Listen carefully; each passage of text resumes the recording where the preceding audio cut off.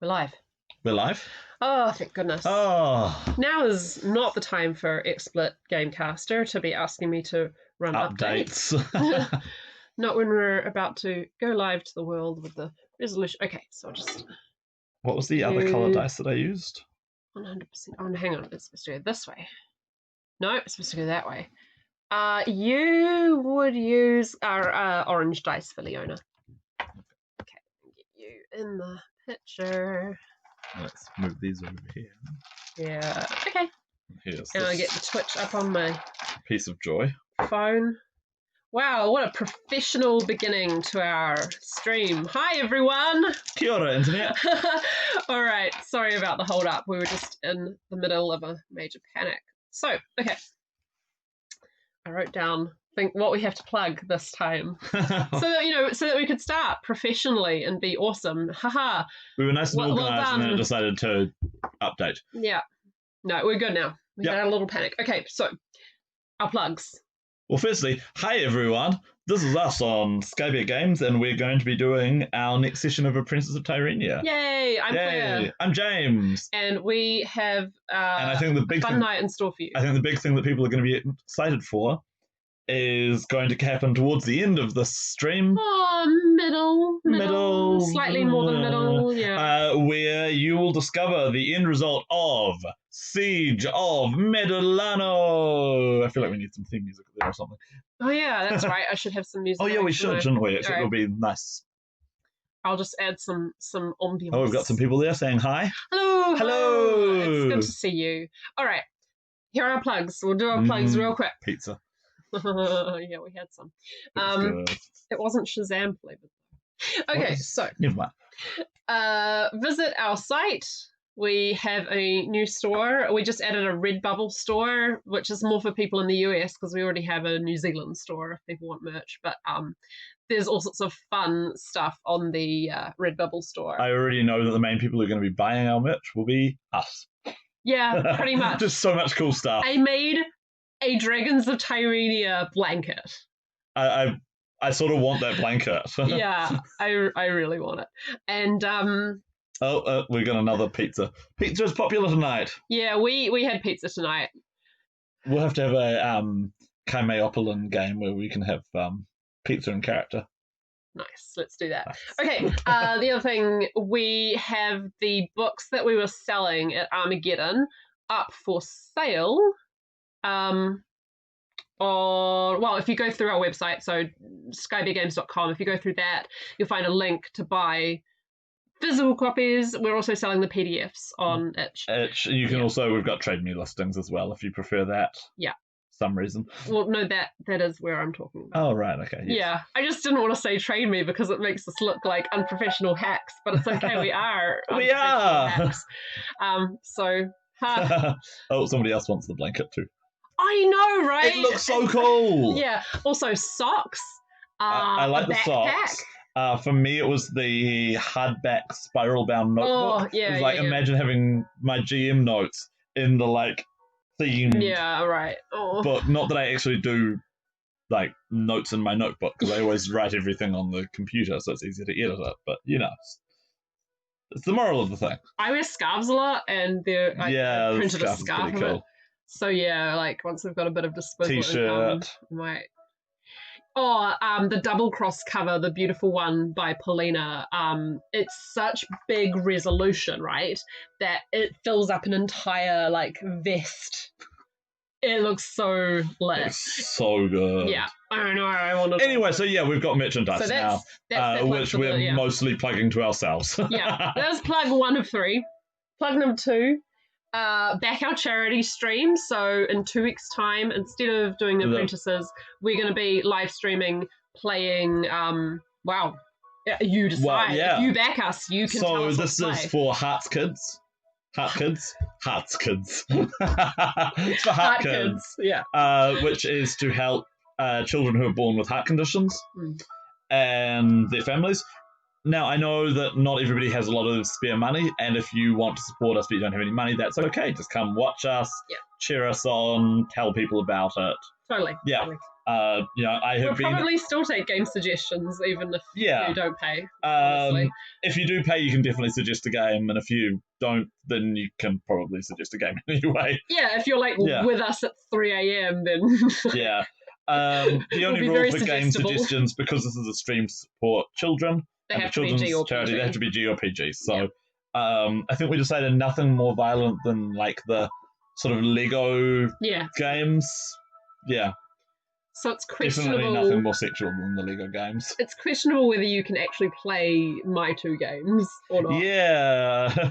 There's no They're all like swearing in cute them. and cartoony and based on classic world literature that's beloved by families and full of sex and violence and drugs. It's Shakespeare and it's Lewis Carroll. It's full of drugs. Yeah. Okay, so that was our plug 2 or 3. Number 3, final one before we move on to Apprentices. Check out our podcast, which will release Monday at the latest. It might be earlier if I edit it earlier. Yeah.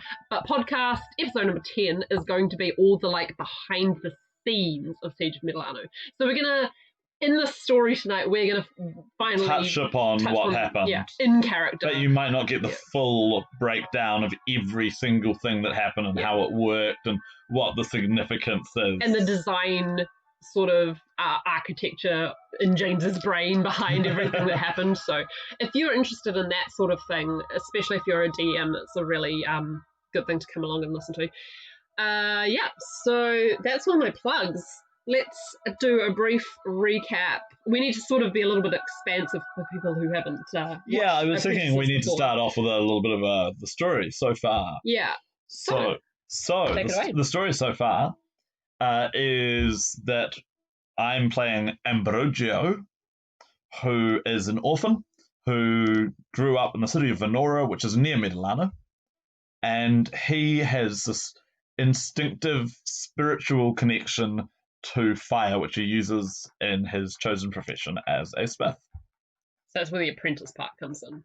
Yeah, so Ambrogio and his family, they're all aristocrats who are sort of on the down and out and losing money and status, currently doing their journeyman endeavours. Traditionally, a journeyman would go to one place and apprentice themselves to a master somewhere different for a couple of years, but that would actually be really boring for a game. So instead, we're doing... It's sort of got like a passport, like a guild world passport. tour. Yeah. See as many of the cities as you can, visit the sites, take in the scenery. The different masters will teach you a special technique and then you move on. Welcome to the stream, Silver Earth. Oh, and wait, they're saying you're Silver Earth, but you've got an allegiance to the Bronze. I love it. Secret traitor. Yeah. But well done for joining. Yes. Sorry, carry on with your recap. Anyway, so Ambrogio and his traveling companions who are. So Ambrogio is a human, and mechanically he is a sorcerer.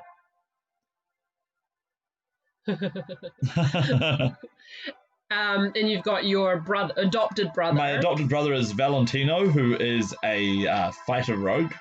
Yeah. And he has been a little bit sulky this whole trip because of something that we haven't really found out about yet. Well, yeah, when you first left home, you guys got attacked by some gang of like bandits or mercenaries. You don't actually know what it was because he got super cagey about it and wouldn't like explain why he personally threatened them after you defeated them. So yeah, don't know what the story is there. Yeah. We haven't gone into that yet. We also have Leona, who is an Ailurocephala, or cat person. And she's very religious and is divinely inspired to be an awesome smith as well. She just always rolls better than everyone. She rolls quite well, and Valentino seems to handle all the fights single-handedly, so that's the thing. And then we've got Ruslan. And we've got Ruslan, who is our dwarf bodyguard. We need to come up with what the Italian name is for the dwarves. Yeah, we do actually. We do. I remember I googled it at one point, and it just basically was like dwarfo midgets or something. Oh, okay. Something really we're not going to call. Okay, them no. Yeah. Fair enough. So Ruslan is a family retainer who is looking after the kids while they go on their trip. And so firstly we went to the university city of Falsina, where I tripped out and made an awesome magic sword. Yeah. And the sword is so awesome that a soul of somebody came and jumped into my sword, and it turns out that the soul is my mum. So that's a thing that happened. Yeah, so after questioning the sword for a bit and also handing the sword to Rosalind, the sword told you that it is the soul of your mum, and Rosalind is keeping something secret from you about your past. So it appears like he's guiding me, and he's maybe like looking after me. Yeah, and him and your mother, Maria, the sword, they are hiding something from you for your own safety. Something about Dad, and when I asked them, they said, "Nope, you're not finding out what." Yeah.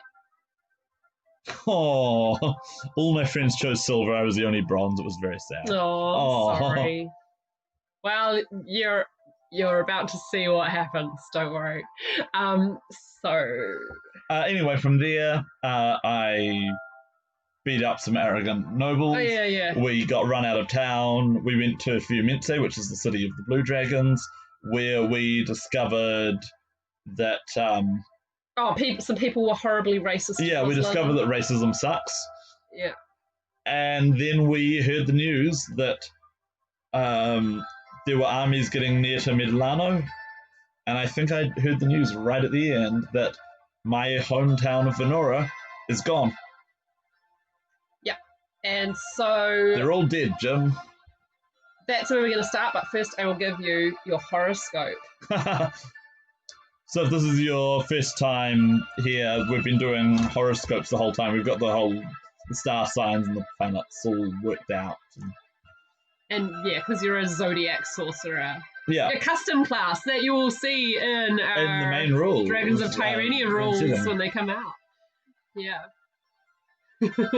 Okay, the first one, Sorrelina, the Little Moon, is in Lamia. That's something we never got into. What? In Armageddon, there are 3 moons. Oh yeah, there are 3 moons. Bonus fact, hey guys, I'm not even sure we put it on the setting book, actually.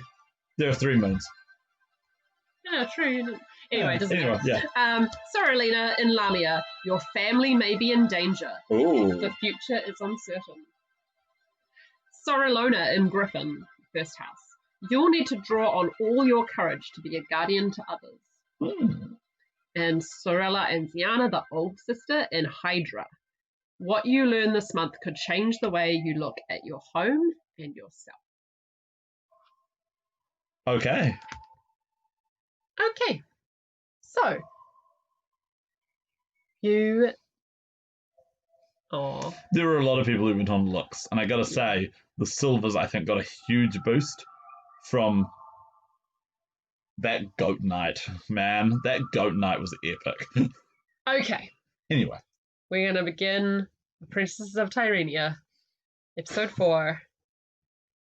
You walk into the ghost town of Venora. Oh. Your childhood home, all you've ever known, and the streets are deserted. Until, what, a month or 2 ago? Yeah. This is where I lived. It was the only place I'd ever lived, and now it's gone. It's empty. The buildings they look fine, at least in this part of town, which makes it all the more mysterious. What's going on? Are there any animals around? Is there any sign of anything? No. Any tracks? There are tracks in the parts of the road where it's just mud rather than cobblestones. There's lots of footprints, shoe prints, all heading out of town. Well, I guess we still just keep stumbling through this bizarre, surreal, empty town. There are signs of work being abandoned. Past the landscapes, past the buildings that we know, the architecture, the old church. Mm-hmm. And I think we're making our way home to our... his name's here somewhere. Giorgio to Giorgio Dinoldo's villa on the outskirts. Valentino is getting more and more freaked out and starts running ahead of you all. This is his father, after all. It's his father, but it's our father. I think Yeah. we're all going to start running. Yeah. Poor Rosalind, he's going to have to go double time to keep up. Yeah. Leona's the fastest. She is the fastest, and she comes skidding to a halt, looking into the empty courtyard of your family home, unable to go any further without you all. We all catch up. To turn and find a pack of goblins scavenging your family home. What? Goblins? Yep.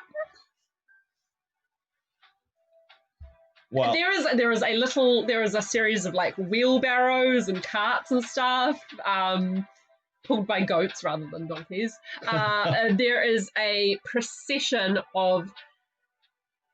Okay, so these goblins, right? So if you haven't seen Tyranian Goblins before, these guys I really want art for Tyranian Goblins. Right? They are basically composed of like so many.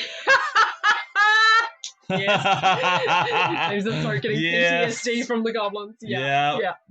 Oh god, that goblin voice. So these goblins, if you, I think people who just know the stream but haven't been to Armageddon haven't seen goblins before. They are composed of many different animal parts. So like they could have like a dog snout, rabbit ears, fish scale bodies, a duck leg. Like they're made up of so many different parts. But they tend to be the sort of like slightly rodenty, slightly ugly, asymmetrical ones.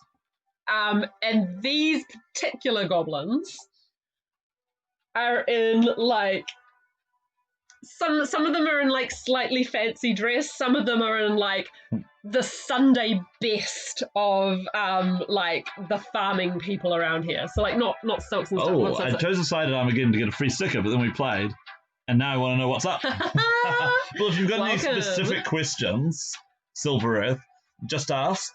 Yeah. As I'm sure you've noticed by now, there is a lot of detail and development that's gone into this world now.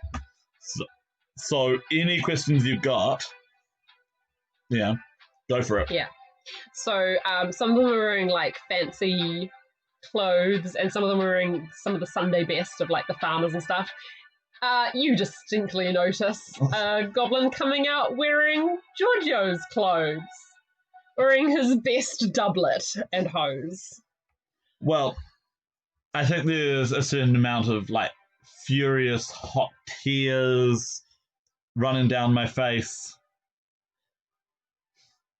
And then Ambrogio being a hot-headed, furious sort of a person, screams in a fairly undignified manner at the goblins. They finally notice you. I don't think it's very coherent necessarily. It's just there's a sound of anguish as Ambrogio draws his sword and runs towards them. There isn't really a clear goal here. No. He's blaming the goblins for what's going on, even I think rationally he knows that there's no way goblins could have done this. Yeah, they scatter and then sort of reform up like a circle around you, sort of not quite sure what to make of you at first. I mean, they definitely have the look on their face of like, oh, we've been caught, like, guilty. Actually, I think Ambrogio probably knows that they're scavenging rather than like actually responsible. Yeah. And he starts screaming at them. Yeah, you bastards! You scavenging bastards! And he swings a sword at them, but he's pretty exhausted from running up the town and from the emotions, and so this is a very just like every time he swings, they can just fall back. Right. Leona comes and puts a paw-like hand, a hand-like paw. Yeah. Nubbins. Oh, paw. On your. Oh. And then tries to tries to hold you back gently. I think I struggle for a little while. And then, as she keeps holding me back, and Brojo slumps and gives in and embraces her and drops the sword. Valentino, meanwhile,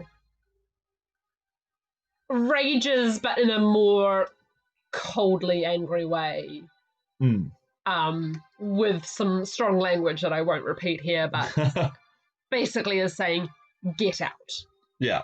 This is my manor. And at that point, the one wearing his father's clothes swaggers up and goes, "Where's the proof then, huh?" I completely did not hear that. Where's the proof? Oh, where's the proof? Right. I think Valentino would probably say something like, proof, I'll show you some proof. Yeah. And then says more unrepeatable things. Yeah. He, in fact, can just pretty much flick open a chest in one of the wheelbarrows that he recognizes instantly and draw out, like, the family seals and stuff. Yeah. He'd have a signet ring or Yeah, exactly. And at that, the goblin... a few of the other goblins are sort of a little bit cowed, but... Do you want him to do an intimidation check? No. It's the goblin who spoke and another goblin beside him, rather than being cowed, they're like standing at the top of the stairs of like the portico, right? Yeah. So that they have like eye to eye with you guys, and the two of them bow and curtsy very grandly. Apologies, young master. Apologies, young master, says the male goblin. We did not realize that anyone was still around. May I introduce myself? I am Il Duca de Melma. Il Duca de Melma. The Duke of Slime. And this is my consort, Mrs. This is Passera. Passera? Yeah, the Sparrow. Mrs. Sparrow.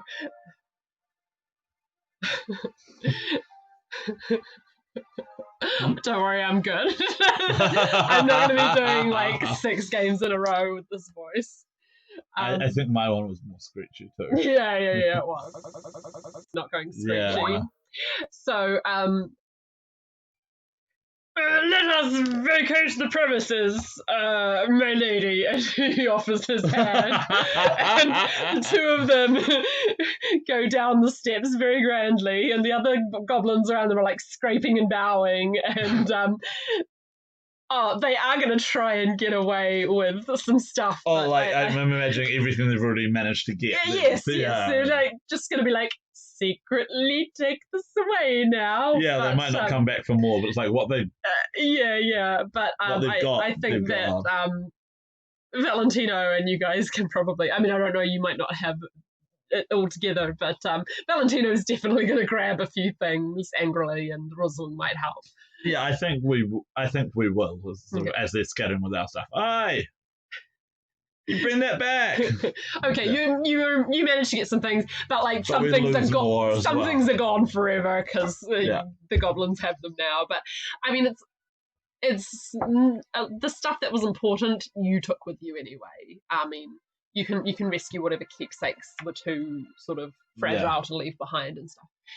And they hadn't finished ransacking the house. There's still some stuff in there. When you guys go inside and we have a look around. And... Yeah. You go in and I think we're also looking for any sign of what happened. Where is Giorgio? Yeah. So the thing is, right, like their ransacking is very methodical. So they haven't like broken anything or made a huge mess. It's more like, what is it like? It's like room sort of by like room. Termites. Yeah. Like where they have been, everything is gone. Everything is very cleanly removed. But yeah, they actually hadn't gotten up to like they're not your searching, bedroom. yeah, they're or not anything, searching for yeah. anything. They're searching for everything. Exactly, yeah. They're not trashing the room. They're Yeah. removing all valuable things that. And everything is valuable to someone. Exactly. So yeah, I think it's even more eerie when we go in and the sort of the front hallway has all the portraits of the ancestors are gone, and the crossed swords over the family coat of arms is gone. And, Yep. Yeah. Yeah. Oh yeah. Yeah. The family coat of arms is gone. Exactly. Yeah. Yeah. You can paint that over that and sell it off someone else. Yeah. Someone might use it as a wooden shield. I don't know. Yeah. Yeah. Yeah. Well, yeah. We look around. We're looking for some clue. What happened? Where is everyone? What's going on? So there are no signs. Just without any rolls, there are no signs. Do you want some rolls? Yeah, go ahead and seems like investigation? Yeah, investigation. Survival if someone's got good wisdom for like tracking type stuff. Okay, well, let's have a look what we can do.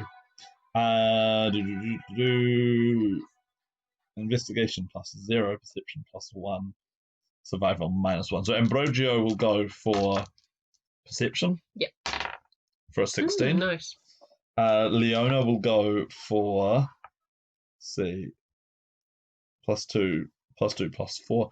Everyone's good at perception. No one's good at the other ones, it seems. Yeah. -1, +0, +0. Okay, Ruslan will go for survival, 13. Let's see, +1, +1, +1. Valentino will go for investigation on a 9. And Leona will pray. With guidance. Yep. D4. And she will go for let's go for investigation as well. So we said that Leona always rolls well. She's the best again. Yeah. Non-natural 20. So yeah, non-natural 20. 16 perception, 20 investigation, 13 survival, and Valentino is not doing anything useful. Okay. So you notice. Yep. Yeah, no, Ruslan didn't get. What did he get? 13 for survival. Okay. So Valentino, now that he's not in front of the goblins, Dirty is 20. allowing his emotions to get the better of him. So he suddenly becomes a little bit useless to your efforts. Yeah, fair enough. Now that he's inside, the goblins can't see him rage, and also like his stuff has been ransacked, and this is his manner now that his father is gone. It's a little bit wherever he's gone, whatever's happened to him. Yeah, like it's literally touching very close to home for him. Ruslan is actually sort of spending more time worrying about you three than to be helpful. You notice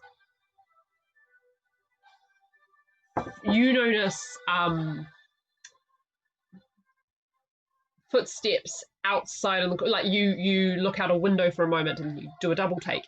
You notice footsteps going out. So the manor is in sort of like quite a central part of the town, and Giorgio would always be like, make sure you always shut the gates, because it was so in the middle of town that if people could use it as a shortcut to get like to church or to market, they would just blatantly go through, because like you guys aren't important anymore anyway. But like it was this big stonking manor in everyone's way, and so they would take a shortcut through if they could. Yeah, of course. The ground outside is utterly trodden. So people have been taking the shortcut through. Yeah. Right. Like lots of people, like a huge crowd. Okay. Well, we saw the signs that the ground was all everything's up. churned up. Yeah. Churned up. So yeah, that's something that we're going to have to investigate once we're done here, because it looks like that's the answer. Yeah. And Leona, the ridiculous with 20. her dirty 20. Sounds like it should be a cocktail. A dirty 20. Actually, Yeah, I'll have a it could dirty be 20 on the yeah. rocks. I like Speaking of which, the D&D cookbook has just been published. We have to keep an eye out for that. Anyway. And Leona makes the very wise observation. We should probably go and find those goblins and ask them what happened. How do they know about this? How do we know about this? You know about it from the lady at the desk at the Silver Embassy. Right, yes. How did she find out? Well, you didn't stop long enough to ask. No, we just kind of ran. Tailed it, yeah. And nobody from the embassy came with you because they're very worried, but it's Venora. It's not very important, yeah. So they were worried when they heard the news, but not worried enough to actually do anything about it. You guys have come all the way home, and it's, was the news fresh when she heard it? Or because it's now been, like a good week at least for you guys to get back here. Yeah. So the goblins had all that time to find out. We've had heaps of time to find out. Okay. In fact, if they're anything like the goblins in Medellano, they probably found out when they came to collect the night soil and found there wasn't any. Yeah. I don't know, does anyone collect night soil in Venora? It's a bit small. They might in some places. Yeah. Or they might not, I don't know. Well, what do you want to do now? Okay, well, once we finish going through the house and finding that the whole place is empty, I think we go back downstairs again. We've now been on the road for a while. We've been pushing ourselves, and so now we're sort of coming down, and the reality of what we've found is coming to us. Yeah. It's time to have something to eat. And so we go to the hall where the table was downstairs, the dining hall. The table's gone. All the plates and everything. How on earth did they manage that? Goblins. Yeah. And so we wind up just having this really sad picnic. Yeah, it would only be your travel food, because when you get to the cellar, you will find that all the food has gone as well. Yeah, perishables. Yeah. Take them first. And the perished. What do you call it? The salted, preserved. Even the preserved stuff is gone too. Yeah. They probably started with the perishables and then came second for the preserved stuff. So yeah, I think we have trail rations in the middle of the hall. Valentino is hurriedly packing away what needs to be packed away. Yeah. Spider webs in the corner. How much? Oh, for a second I was like, are you asking me if the goblins stole the spiderweb stuff? Could they sell them for a profit? But no, I'm asking, like, what's the state of the cobwebs? Because that would give you an idea. Place like this with no cleaners around. Maybe a week or two growth. Okay. Yeah. This gives us sort of a ballpark. Definitely there, but not like ancient. Yeah. Disturbed, obviously, in some places by goblins. So Valentino is sort of going through family documents and putting what he needs to in his bag. Yeah. Actually, the other thing that would be important, since the whole place is empty, is there anything valuable that we should take? Like money. Yeah. So,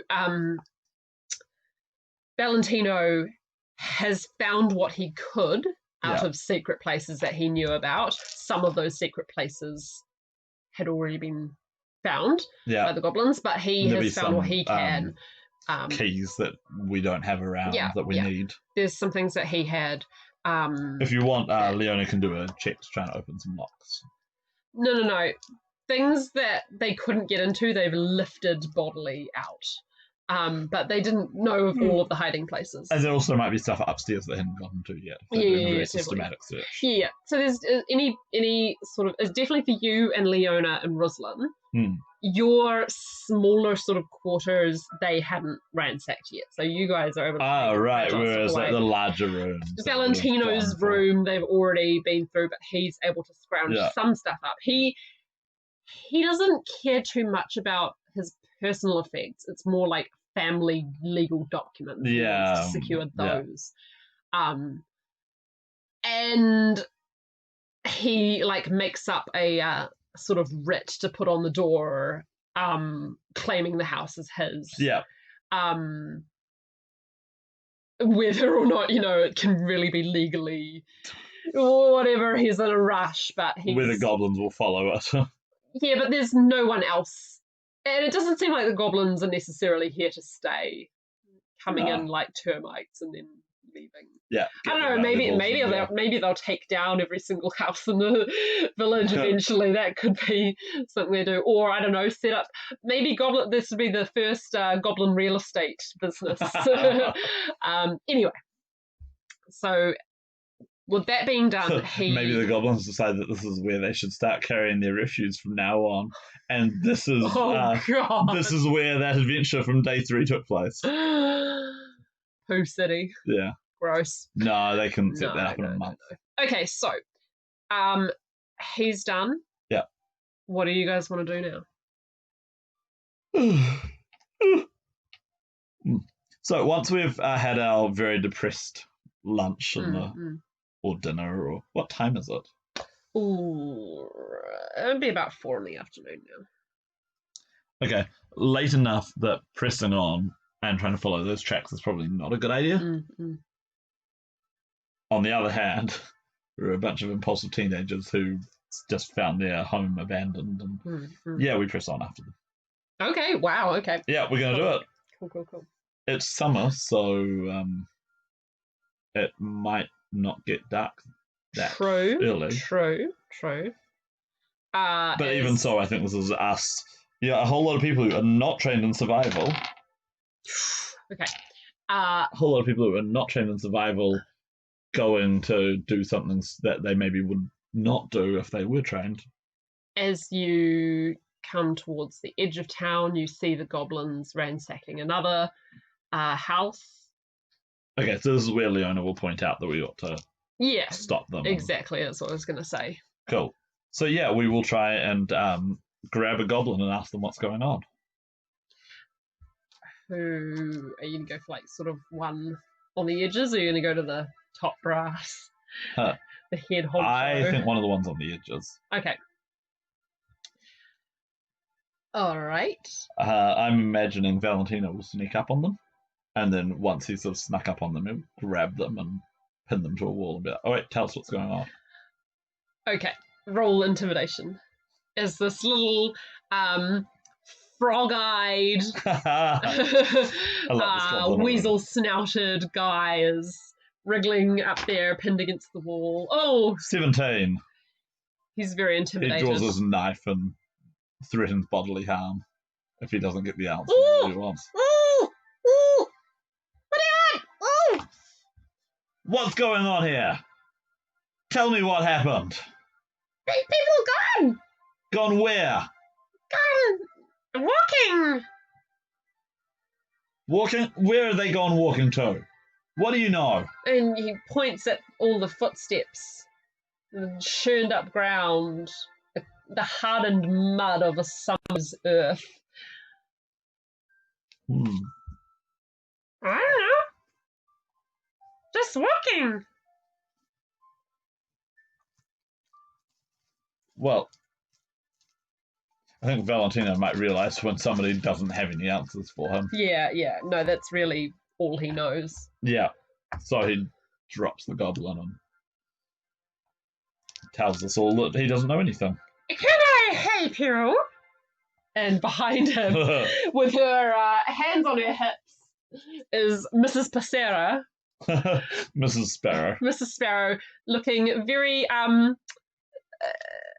motherly and offended. Take your hands off him, kindly. Valentino does a big show of like, yeah, I've already let go of him. None of us know what happened. All we know is it did happen, and very profitable for us. I'm not sure Valentino knows what to do here, really. That sort of, yeah, what can you do, really? I think he would stake his claim on the manor. Which is done. Yep. Don't you come near my manor again. But I think all he can do is bluster, really. Yeah. Leona tries to talk more. Can you roll a persuasion for Leona, please? See Sure. if she can try being good cop to Valentino's bad cop.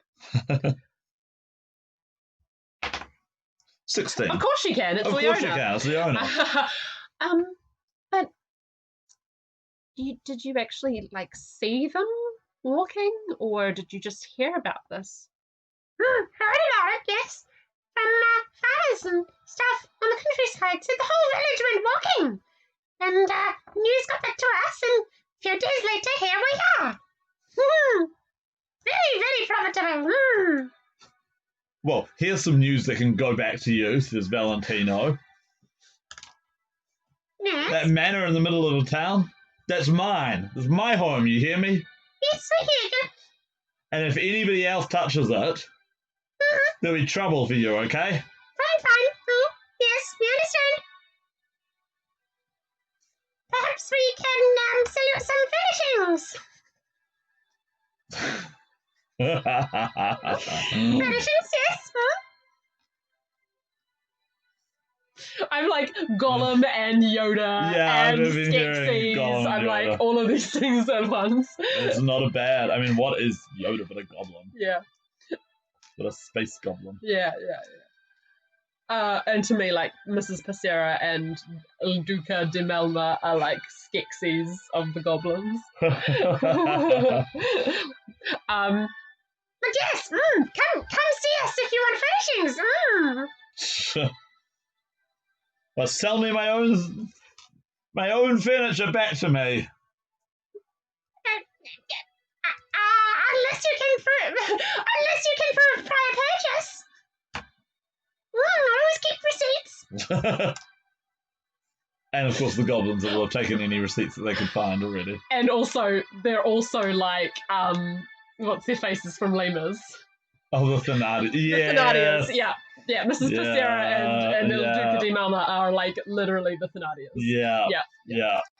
And all of these gobos are their children, whether they're actually their biological children or not. And then we leave, and all the gobbo children start singing "On My Own." On My Own. Oh God, how terrifying! How terrifying! Oh no, my notes, my precious notes. Anyway, I think Valentino, disgusted, gives up with talking with the goblins and says, "Come on," and we all follow. And Brogio, you should really be taking the lead a bit more. No. Anyway. It's kind of Valentino's thing. It kind of is right now. So basically, all the information you've been able to get out of the situation is that, something happened. People around the countryside saw the whole village leaving. Yeah. From a distance, but the word that got back to the goblins, no one found out why. Right. There is probably, almost certainly, missing information in this news. Absolutely. So, did we have horses or anything? Or have we been? Yeah. Yes. Okay, well, I think we take our horses and we're going to ride out after. I think that Leona and or Ruslan have noticed some hungry goblin eyes on the horses, so they've been making sure the whole time that the horses are okay. That's probably what Ruslan was doing while you guys were searching the house. Yeah. Okay. So, time to set off again. So many yawns. Oh dear.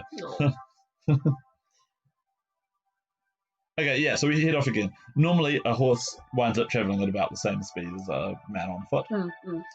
But not when you're pushing the horses to try and find out what's going on. Yeah. You want us to do any sort of animal handling rolls? Yeah, please do. I'm not going to, hugely punish a failure or anything. It's more just overall. Sort of, do you succeed or not? Yeah. Well. Oh, Leona didn't succeed. 9. Well, we've got 2 big successes and 2 big fails, and I don't think anybody's skill is high enough to turn a 7 or a 3 into a success. So, but I'd say that Ruslan is a professional. 18, that's a 21.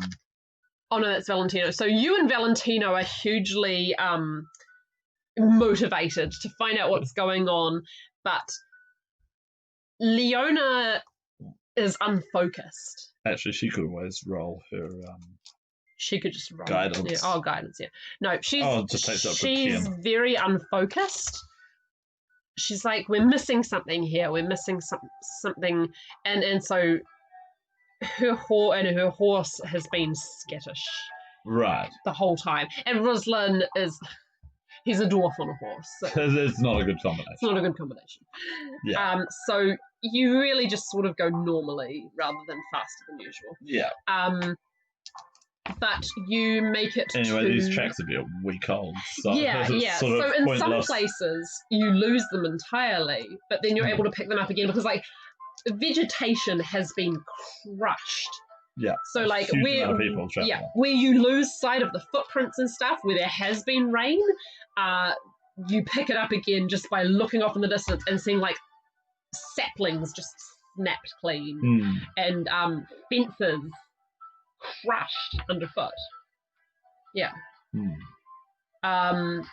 Roll me wisdom checks, please.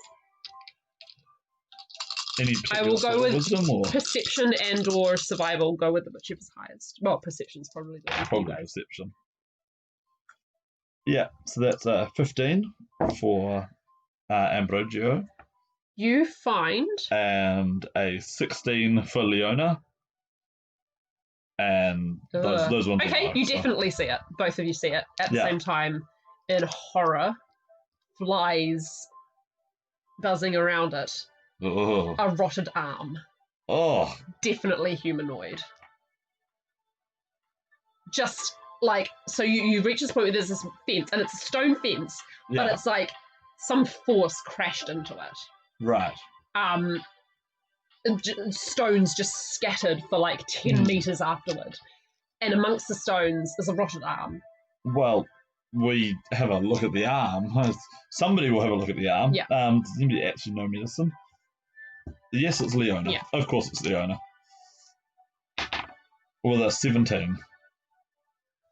With horror, after investigating for a while, she turns and with a look of horror says, "This isn't possible, but I feel like the arm was already rotting before it came off, whatever it came off of."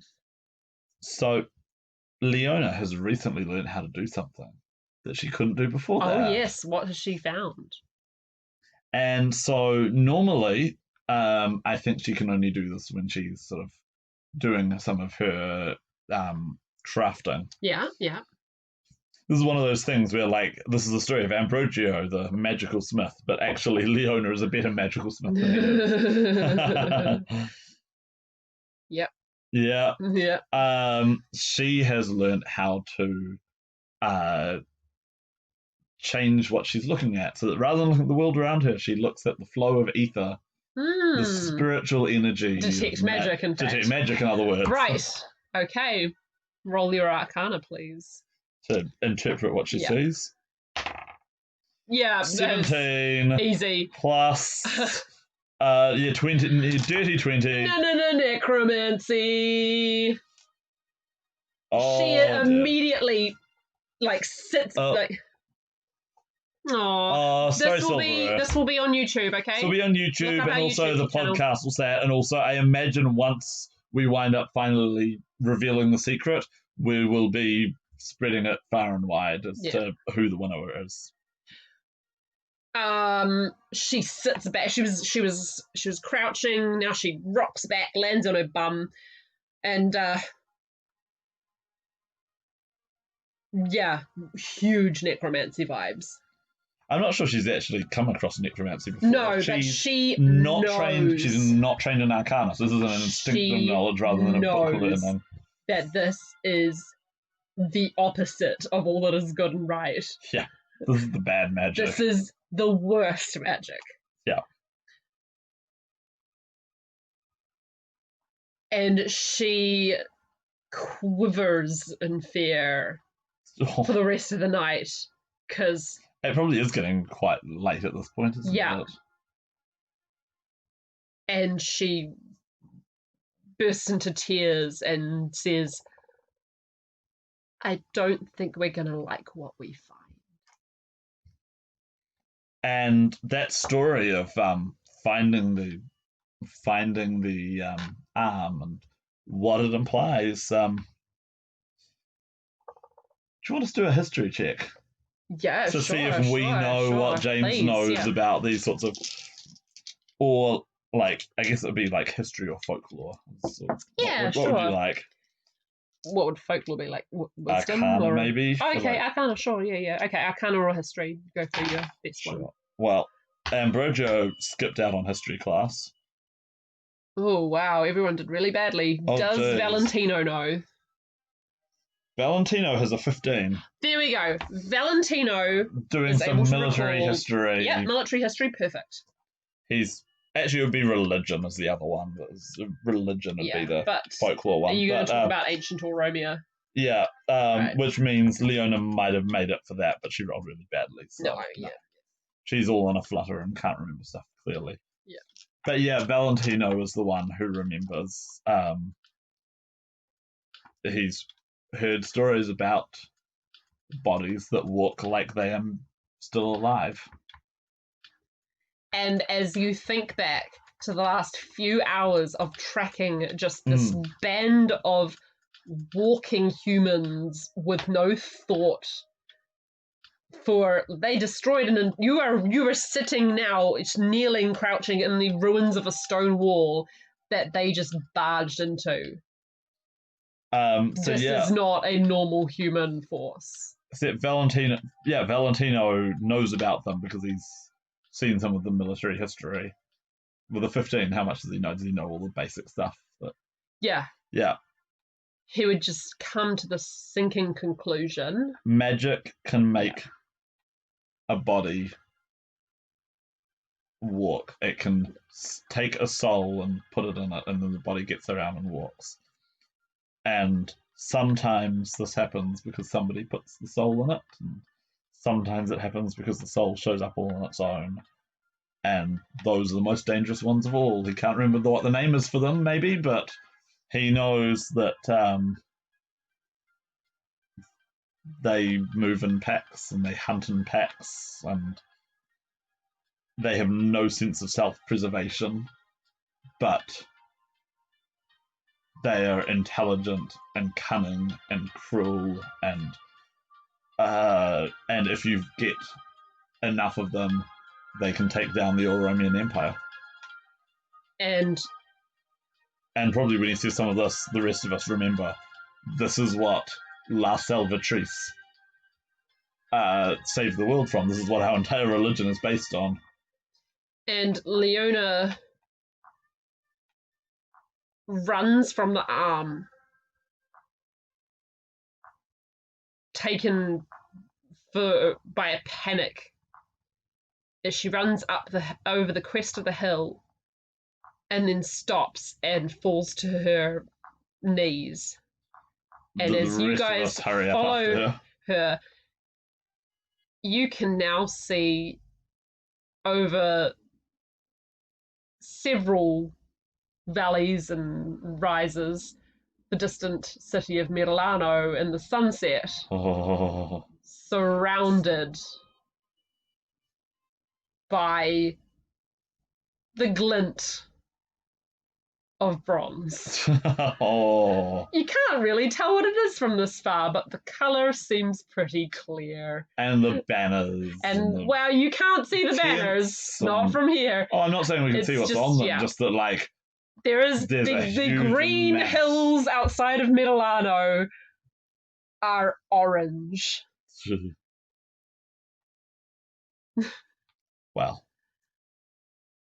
What the heck could that be? And you know, even as that comes out of your mouth, you know what it is. You all know what it is. We all know what that is.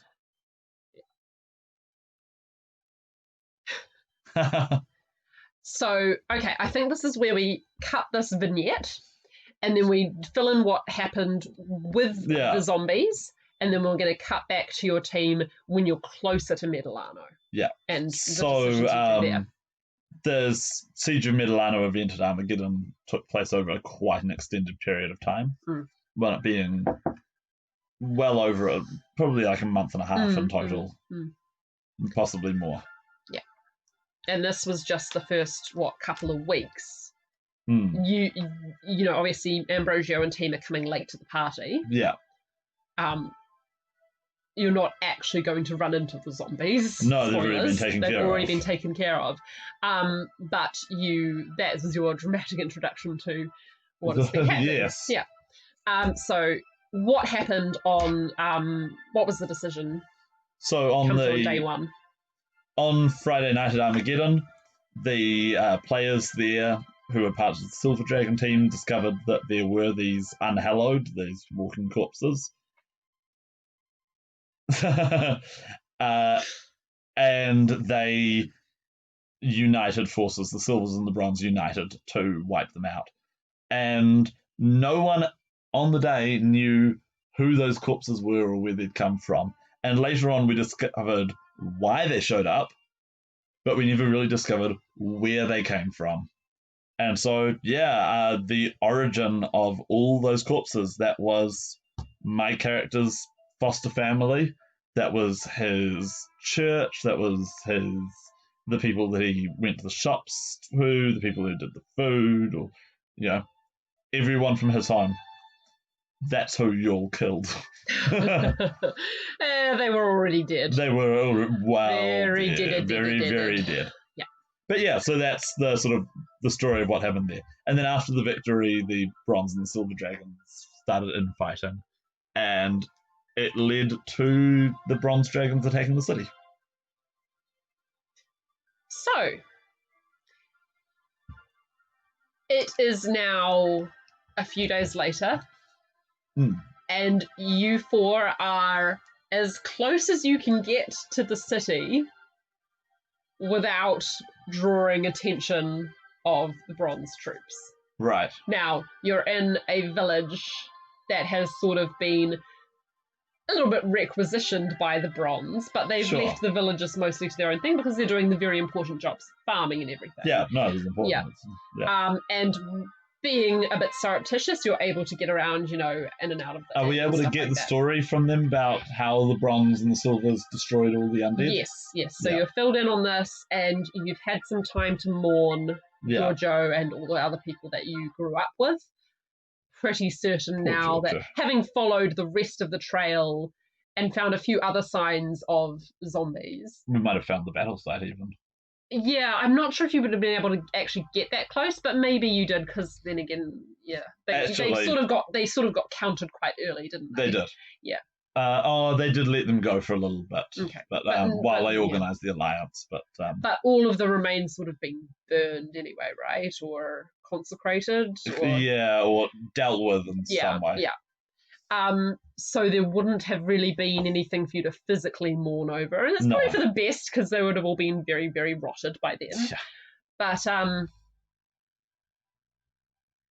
you're all here, and Rosalind gathers you in the common room of the inn while you're all being, you're all a little bit disguised. Your clothes look like simple farming folk clothes. Yeah. Stole them off the washing line. Yeah. And he says, What are we doing here? Shouldn't we be hightailing it in the other direction now? Come on. Well, these bronzes are crazy. What should we do? And Valentino is all like, we have to stand for Medellano. And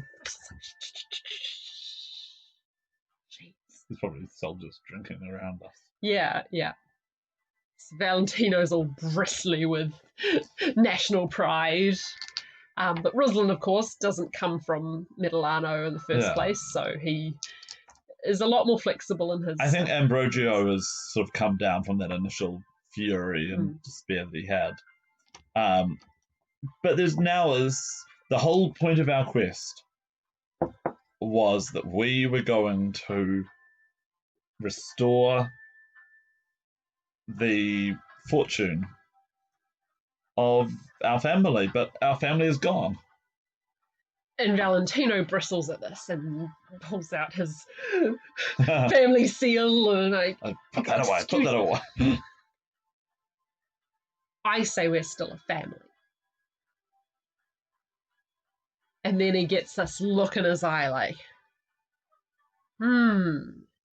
And if we go and prove ourselves worthy to the Principessa, then that will restore us even more. And he goes, we've got to get in. We've got to get into Milano.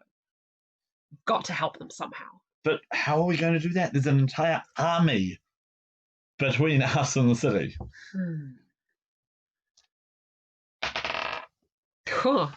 Unlucky. And he bristles some more and quietly mumbles to himself.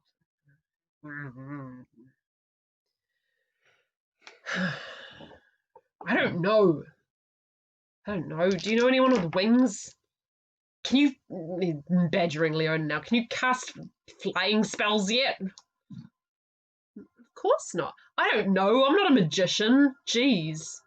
Why the heck can't you cast fly? Like clearly the most useful spell ever. Why wouldn't you automatically go for that? He's quietly mouthing off at magicians. Yeah, we need Matt. We need all of your characters. And so he's mouthing off against magicians, and even Leona, who never takes offense to anything, is like, geez, sorry for existing. For all that we are a family, I think we're all starting to get on each other's nerves a bit here. Well, you've been on the road for a long time, and you're under a lot of pressure. Yeah. Well, I think Ambrogio is trying to think of something, but he's not actually very smart, so... Okay. Well, we can leave it there at some indecision, and we can have a catalyst come in, if you like. I think the most likely person... I've got an idea. Yeah, go on. I've got several ideas. Yeah. But I'm not sure that the characters have had those ideas. Okay, field some of them with me. But go on. The most likely person to have had them is Leona, who is the smartest person in the group. Yes. And she thinks a little bit differently from others. And also, she's just been challenged to go over the walls. But she might think, what if we went under the walls instead? Yeah. What if we knew someone who could get under the walls? Oh yeah, and who would that person be, says surly Valentino. Are you a mole person? Do you know a mole person? No, I know goblins, silly. And Valentino looks so disgusted and enraged, but says nothing.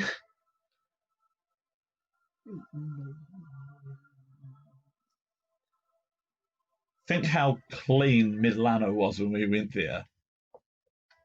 The goblins have to have a way that they're taking all their supplies in and out of the city still. Rosalind's impressed. He's a little bit nervous, but he's actually a little bit excited. He's Goblin tunnels. She's not wrong. Yeah. Valentino's just still pissed off. And there's no way that goblins wouldn't have a secret route in or out so that they couldn't escape if they needed to. Fine. What do you say, Amb? I don't want anything to do with those scavengers. Damn straight. But what's our alternative? We don't ask them for help, and then what? We just go back to Fiumenzi and... I'll tell you this much. They're not going to give it to us for free. What are you going to give up for them? What will you give up to the goblins? They hadn't ransacked the entire house yet, had they? No. Are you happy for Leona to solve this one as well? Sure. Leona says, while you were downstairs, I was picking up one or two things. And she gets out her bag, and then she pulls out from it every valuable that was upstairs, one by one, because one of the things she got when she leveled up last time was a bag of holding. I didn't even know that. That's great. Yeah, she got a bag of holding. The looks that cross... There it is there. The looks that cross Valentino's face is just... Yeah. Relief, rage, disbelief, just... What the... Well, I couldn't very well leave it for the goblins, could I? Says Leona. fine. I had written those off already because I didn't see them when I went upstairs after you had apparently ransacked my house. So, okay, put it all away. I will pretend I didn't see it, and you can offer that to the goblins. Oh. Salvage. He rambles off some quiet swear words. Cabbage. Come on, though. Okay, well, I guess the next trick is to find the goblins. So I guess we're going to head back to Venora and see if we can find them. If they've finished ransacking the place by now, they probably have. Yeah. So you don't actually have to go all the way back to Venora because in the countryside, sort of on the way, you find the tracks of the goblin troop,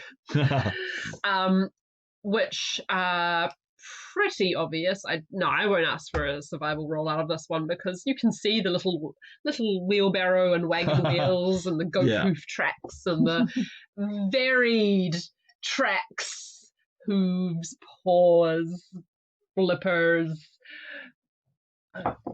some sort of ski-like. You can see the various clawed appendages of the goblin footprints heading towards this. So you didn't know this existed. No. Nobody really knew this existed, but like well under a series of to call them waterfalls is generous, but like under a series of rapids and stuff, leaving Medellano, the major river from it. Yeah. Where the water quality is not so great. There's the nature of. There's a little shanty town where the goblins gather and ply their little goblin trades.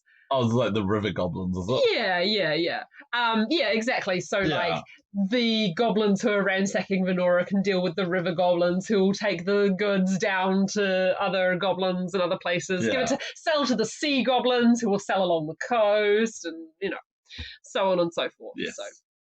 Oh, goblins. And you catch the end of the train of, you can see at the front on the riding a trained boar. A trained boar is Il Duca de Malma and his good woman, Mrs. Passera. Would you like to approach them? We would. I'm going to roll the persuasion checks now to find out how diplomatically the characters approach them, right? Sure. Who's good cop, who's bad cop? Yeah, that's pretty much what we're thinking here. So that's that one. Oh, boy. Oh.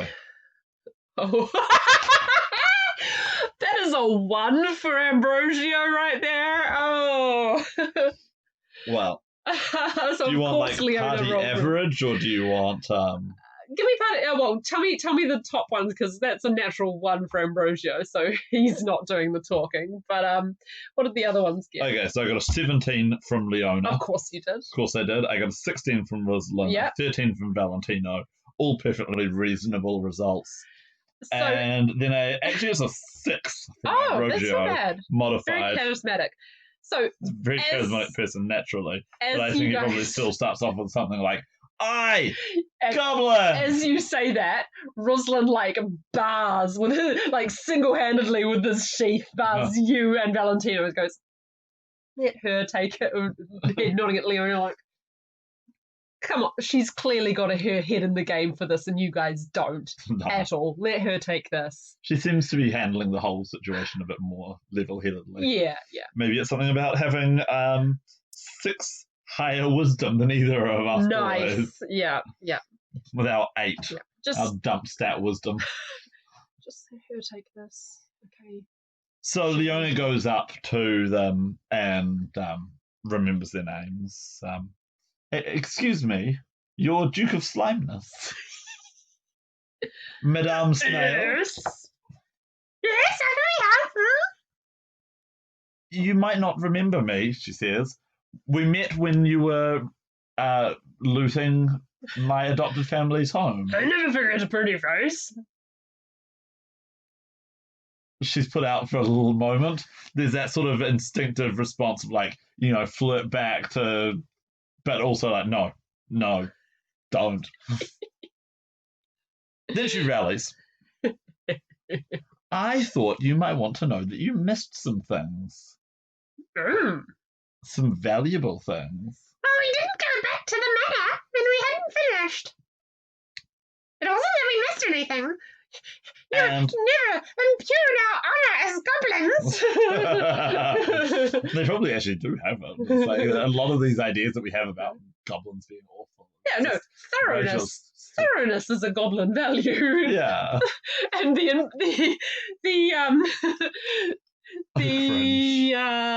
insinuation that they weren't thorough is slightly offensive to Mrs. Passera, but the Duke will let it slide. Well,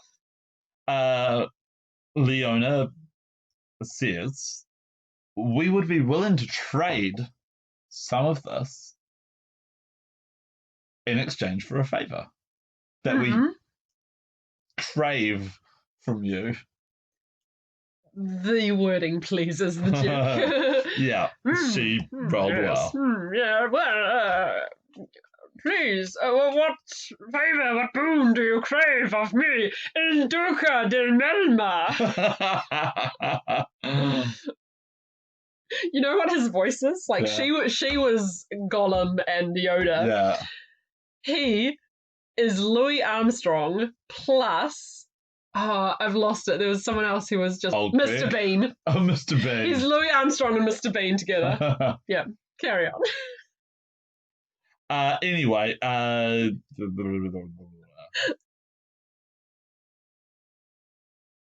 we were wondering, says Leona, if you had a way into Medellana. Yes, ways we have. Yes. And now I'm becoming full Yoda. All goblins have become Yoda. Yes, we have our ways. Please. And he has his children roll out a beautiful, very familiar looking hall carpet on which to put your items. Our slightly less wise diplomatic party members probably start fuming here and get has to clothes lined by his sword sheath as he reiterates the point. But Leona starts off and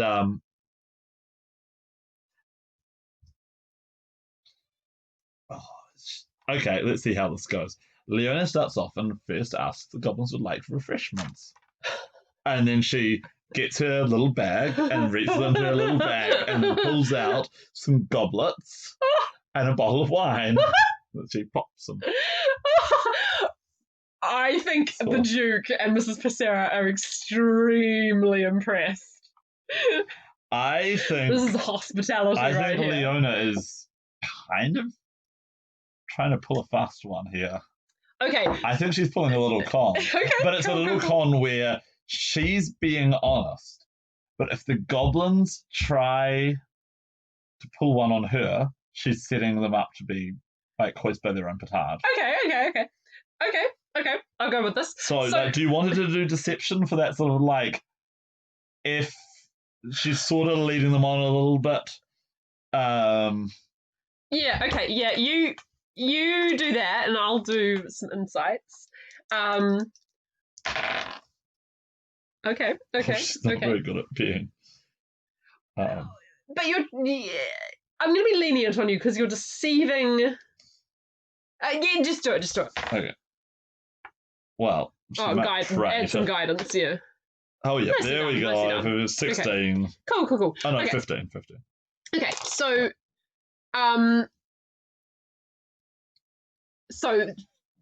the Duke laughs in a jolly... He's going to humour you. Yeah. He laughs in a jolly way. He accepts the wine. Mrs. Passera accepts the wine, but then calls over one of her children and makes her child drink the wine first. And then she will drink the wine. Okay.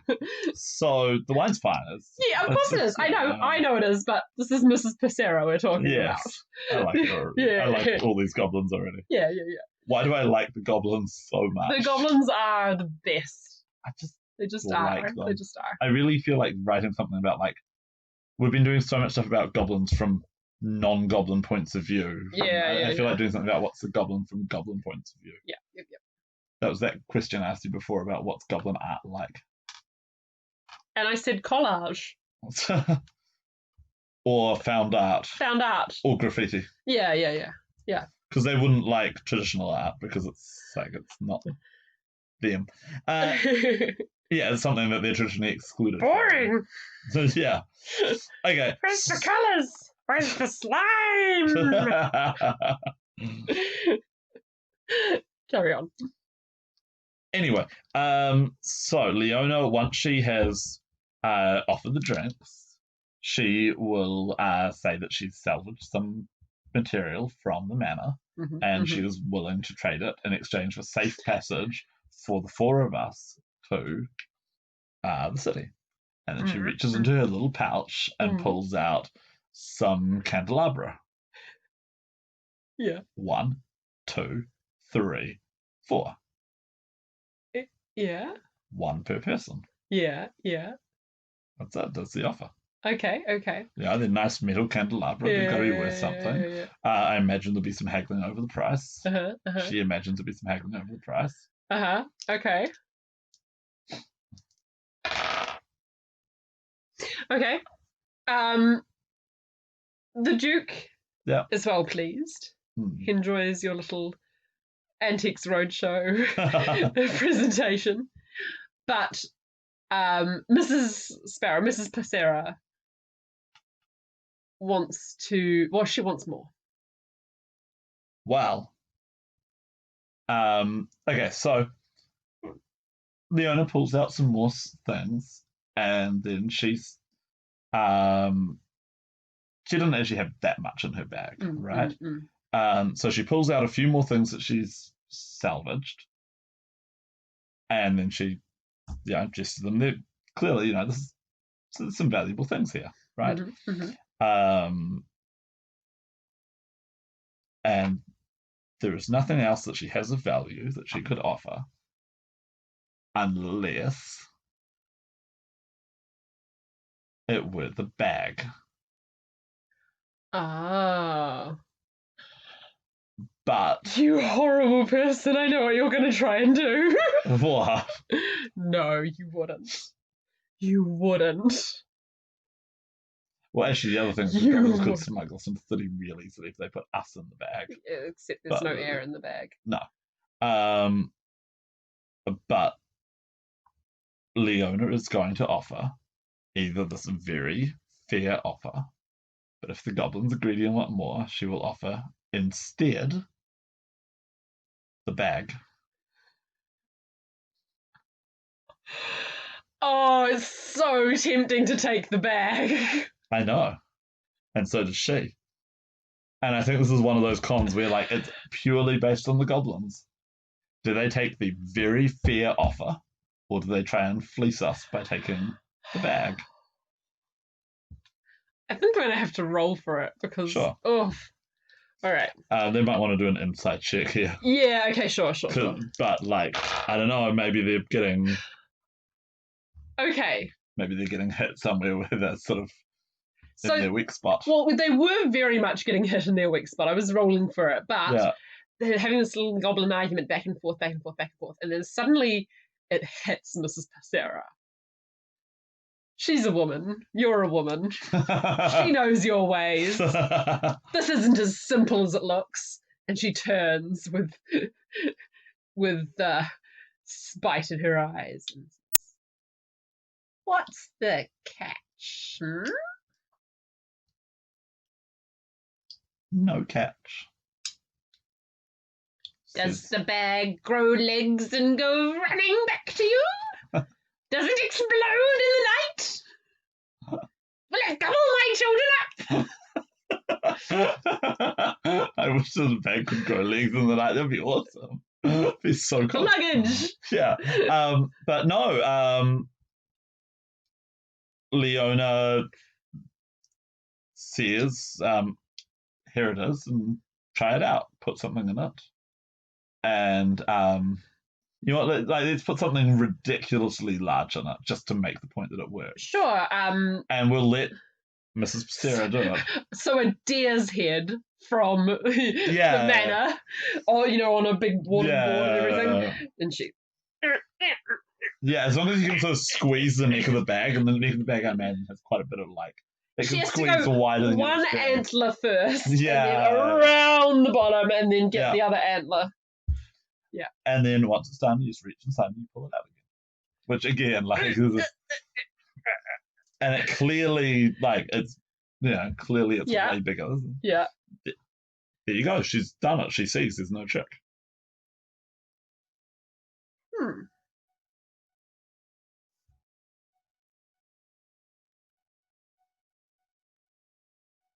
And Leona will even tell her, Leona will even tell her what the trick is, really. But wouldn't you rather have the other pile? And the other pile is fair. The Duke actually wanted the other pile more. Okay. So I'm now going to roll off between them. Because the Duke is very grand. Yeah. But he has a weak spot. And it's Mrs. Passera. Okay, the Duke wins. Okay. He's able to show her, some of the other things that you were showing. Look, there's some pigments, and you really wanted to play with the pigments, and try the rouge on the cheeks that the ladies like. And I don't know, this voice is gone. Yeah, but he manages to show her the wisdom in going with the more conventional loot. There'd be questions if they showed up with this odd bag. She'd never be able to show it off because it would attract unwanted attention. It's better that strange magical objects stay with the strange magical people. And because the goblins are being wise and sensible in this, they are getting a very valuable reward that will not stop being magical at the end of the day.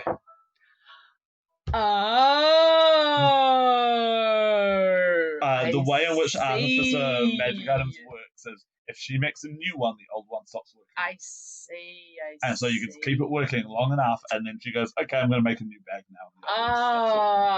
But then you would have had goblins chasing you for the rest of your days. But it's very much like, this is the good deal. I don't want to trade you the bag. You don't want to take the bag. Why don't you take the main deal?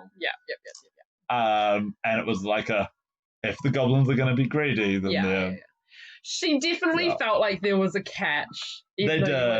And then the Duke was able to talk her around. So they actually as a result, they get all the sensible loot that we... Yeah. So, yes, I think Valentino's ancestral home is now completely empty. And he was angry about it until he saw the little trick with the bag, and then he got so tied up in trying to figure out what Leona's angle was that he sort of went, it's just stuff. Yeah. And you know what? Like, I'm not sure how much Leona knows this, but like my interpretation of goblins, I think goblins appreciate a good trick.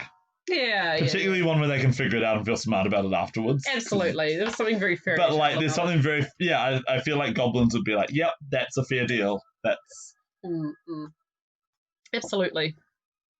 I, for one, am glad that you're not going to be pursued by the vengeance of Miss Sarah for the rest of your life. Our lives wouldn't be very long. Well, you're in. The deal being done, you are led by some of the children. Oh God, do we have to like and then shake hands or anything? No. You're led by some of the children up through the secret goblin ways. Are we blindfolded or? No. The thing is that they're so labyrinthine that it doesn't even matter.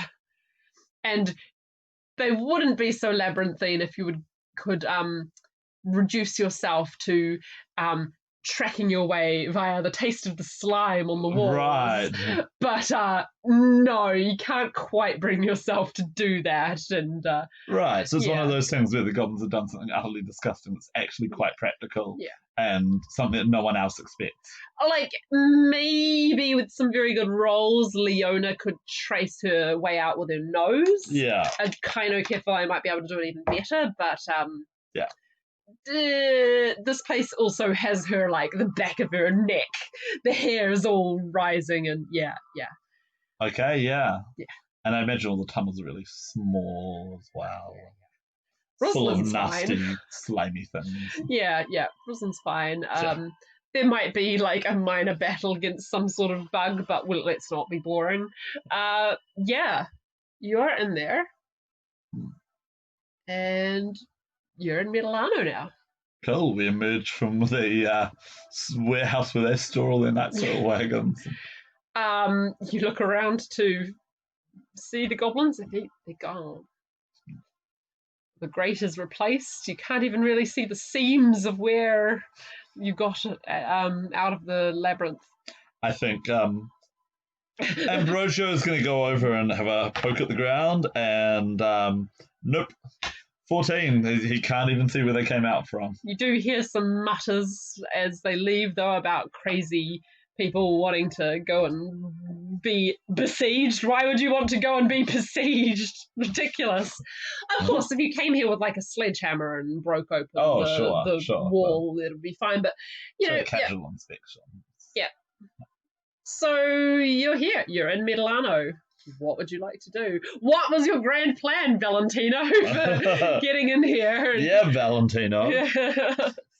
Well, I imagine he thinks now that we're here, he goes and presents himself to the palace, shows off his signet ring and maybe his scroll of lineage, and demands a battalion to command. I'm going to fast forward you that. Yeah, I think. That doesn't get him anywhere. He tries to go up the steps to the town hall to talk to someone official, and immediately gets rebuffed by an officer standing there like, we are far too busy for your ridiculous... Don't you see this ring? He says, and don't you see the scroll? He says. Ronaldo, never heard of them. Come on, shift it. Go sign up with the regular troops if you want to be of use. And then, I think that's what he's going to do. I think that's... Okay. Yeah, at this point, what else can you do? Well, there is something else that you could do. What, go learn smithing? Not learn. Practice smithing. Not practice. Do. Oh, that's what I mean, smithing. practice. Yeah. Like, actually. You could go see how you could be of use to Stella Rosa. Well, I think different people have different talents here, and so I think this is where people might split He's gonna go fight. That's fine. Yeah. Yep. I think Valentino and Rosalind are gonna go sign up. Sure. Yeah. I think Leona is going to go smith, and I think Valentino is now torn between that desire to create and the desire to destroy. When you've got a sword that can shoot fire and stuff. Yeah. But the thing is, the smiths might not necessarily be doing pure smithing. They might be doing something quite interesting. But yeah, I think Ambrosio is... actually, what does Mum think? Since his sword has got his mum... She does not want you on the front lines. Yeah. But she urges you, and she tells you to tell Valentino and Rosalind this.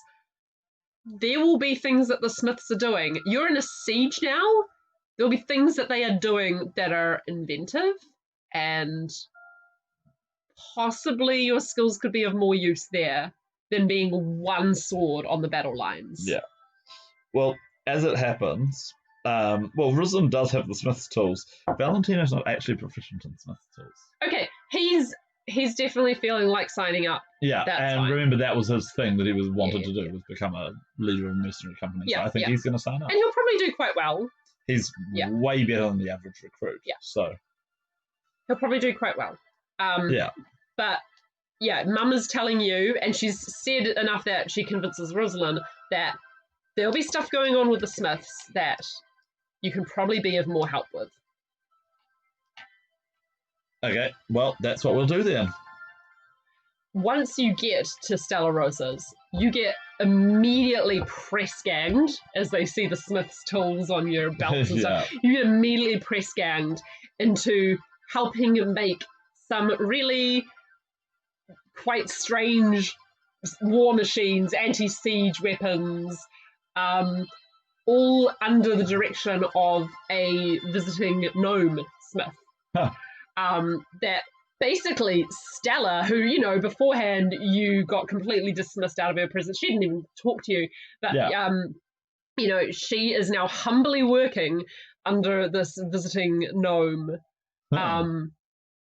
who immediately, without introduction, starts bossing you guys all around into making some, like, things that catapult cannonballs to roll down the hills around the city, and I read a book that had a, I don't know if fun is the right word for siege weaponry, because it's like incredibly bloody. But what they did was they got stone balls, and then they quite often when you were throwing stuff with catapults, you just throw what you had available, you know, throw a rock. But they polished up these rocks to get perfectly round catapult balls. Whoa. Which then meant that when they catapulted them, they rolled. Yeah. At high speed. And they bounced. And so there were descriptions of once these things got fired, and they'd shoot a bunch of these things off, and they would hit the ground and have huge kinetic force and just keep going and wipe out anything in their path, because they were just so fast, and big stone balls traveling very, very quickly, perfectly round, so nothing's going to stop them, and gravity's just going to speed them up, and it was bloody. That's the word for it. So that was a fun thing from a book that inspired the whole game. Cool. So I'm gonna cut it there. Yeah. You're immediately thrust into work. You're working side by side with the Master Smith, Stella Rosa. The clerk who formerly ushered you out is nowhere to be seen, because they've probably been press ganged into some other vital service. Yeah. I don't know, polishing a silver paladin's armor or something like that. It's just Smiths under the work of it. You eventually learn that the gnome's name is Tremolo. That's all you know about him. You've never heard of this Master Tremolo before. I'm just a Tremolo. Everywhere I go, people do smithing under me. Yeah. Right, But we can cut that there, and we can lead into what happened on days 2, 3, and 4 and then what is the result. We can this is the big thing that everybody's after. And then we will deal. We're finally an hour and a half in. We're finally at what you came for. And then we'll go into the aftermath of what actually happens to your characters. It sounds to me like we probably missed the day 2 results entirely. Right. Because day 2 was after the siege began. The Bronze Dragons tried to do direct assaults over the walls to capture the city, which were thwarted by some very heroic PCs. Right. And yes, I think we probably showed up after that had already happened, that sort of initial push.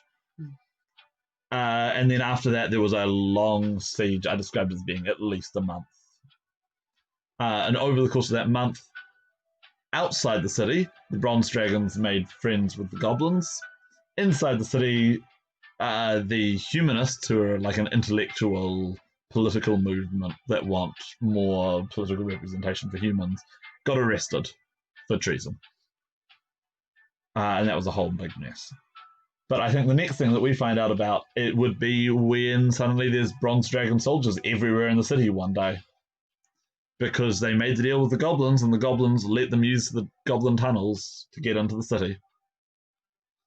And so, what happens to what happens to us all then when we just suddenly find, are we caught outside the palace? Are we sort of captured at that point? So what happens stand down, at this point is there's a very clever little clockwork device that Tremolo has set up. And there's an alarm that goes off. And you are all ushered into a secret underground bunker under the smithy. It's actually, at this point, It just happens to be you and actually, just give me a moment. Yeah, it's just you and Leona and Tremolo and Stella Rosa. Oh, so not even Rosalind was out running an errand, running something up to the quickly vanishing front lines. Yeah. Well, I think the front lines wouldn't even realise that there was a problem until it was too late for them. The smithy is about to get taken. The little clockwork alarm goes off, and Stella quickly ushers you all into a little hidden lair. Panic room. A panic room, basically, yes. And they have some sort of like periscope technology that they sort of raise up in the little garden. Periscope technology. And you can hear above you on the path of the clanking of many bronze boots entering the city. And Stella finally sort of addresses you, looking a little bit confused as to who you even are, even though you've been working together for like a week or two now, but it's like finally the haze is lifted and she actually has to face reality. Yeah. Can I trust you? You're... Of course. You're Middlelanese, both of you, right? We're from Venora. Oh, I'm so sorry. How did you make it out? We weren't there when it happened. You were on your journeys. Yes, we heard about it and came back. Well... And then we heard about this and came back here, but it hasn't done much good, has it? I'm afraid it's a little bit worse than that. I need to make use of your journeying skills, if you don't mind. What do you need? As soon as we can, we need to get Tremolo out of here. He's nobody knows he's alive. Huh? And if they did know he was alive, they would want to capture him for his secrets. I.e., the way to New Zagura. I feel like we should do a roll here to see if we know anything. You already have rolled on this before, and somebody told you that Zagura is gone. New Zagura? Like a refugee village? More like a secret humongous city that overthrew their dragon completely, and we don't want either the silver dragons or the bronze dragons to find out about him, so let's just be really quiet and try and get him out of here and either back to New Zagura or to another safe house.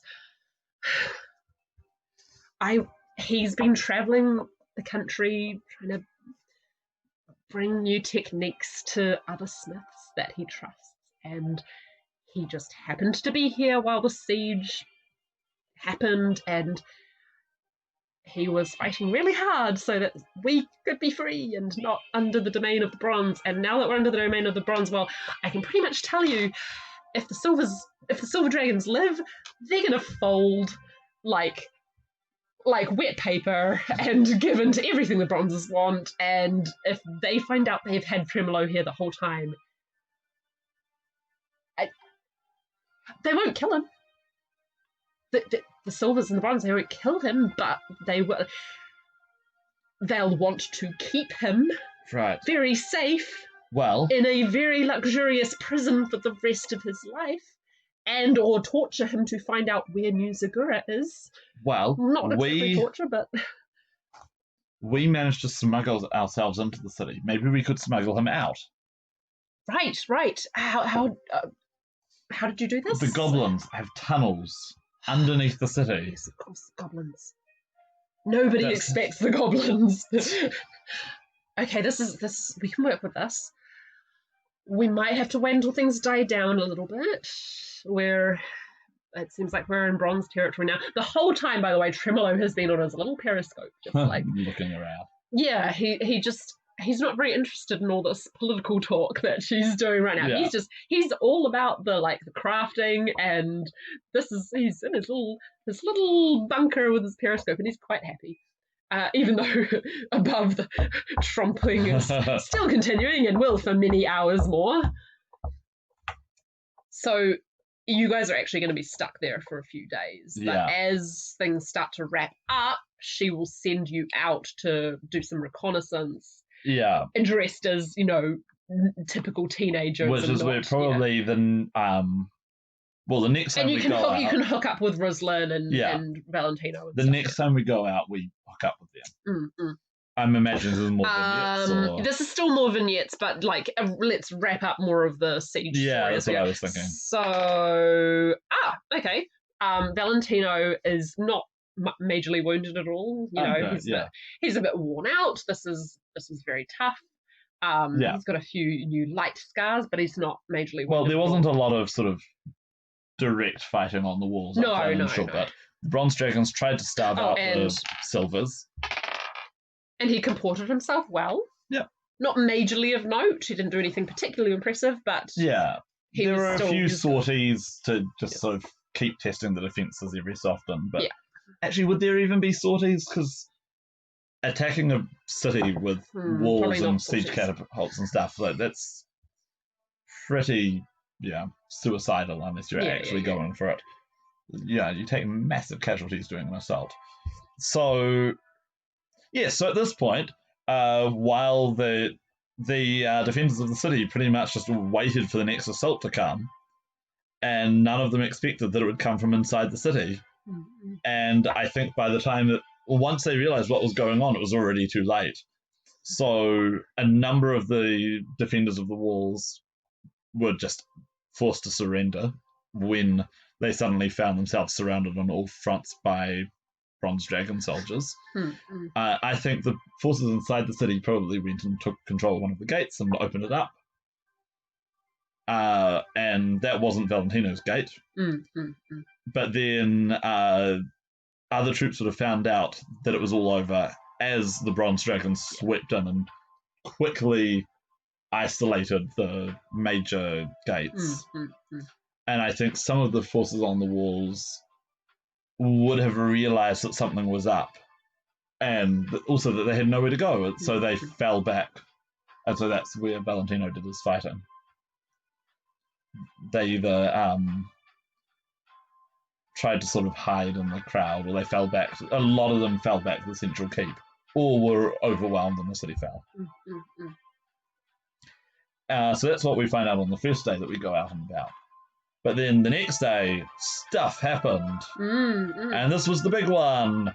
So the central keep still held out.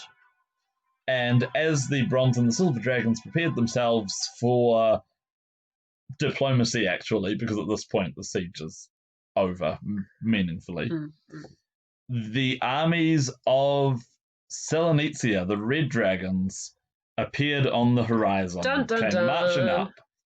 And this is where they revealed that they were responsible for the unhallowed that had shown up in the first place. They deliberately created this incredibly dangerous, phenomenally dangerous force, and thrown them in this direction as a way to destabilize the stalemate. This is also where the defenders had to deal with the fact that the reinforcements that they'd been hanging on to for so long were not coming. But yes, with the Red Dragon armies on the horizon, the surviving silver troops in the castle, led by the princess, made an alliance with the bronzes to attack the Red Dragon army as quickly as possible before they had a chance to all arrive, because they were all stretched out on the road as they were marching in. Before they had a chance to sort of form up their ranks and get ready, the silver and bronzes did a forced march with what they could grab immediately and rushed to attack the enemy. And the bronze dragons betrayed the silvers in the final battle. After a weekend of being so honourable. Yep, the bronze dragons went for utility at the end rather than ethics. Whoa. And they deliberately let the silvers go first into the siege and into the fighting. The silver paladins, who are the elite knights of the city, I sort of think of them as the knights of the round table, wound up. Yes. Yeah, wound up taking the brunt of the fighting. They managed to force a spearhead through the enemy lines despite being horrifically outnumbered, but took phenomenal casualties because they were not reinforced. Dang. And they were allowed to be crushed. And then once, just before it was too late, the bronze reinforcements came in and backed them up. But the damage had been done at that point. Yeah. Meanwhile, in the skies above the fighting, the bronze and silver dragons disguised themselves as humans and joined in the advance. But then once they had penetrated into the enemy army, they then transformed into dragons suddenly and started attacking to try and get the bronze general. And a group of silver dragons found the red general and, in an epic battle, slew her. Nice. Who was the Red General?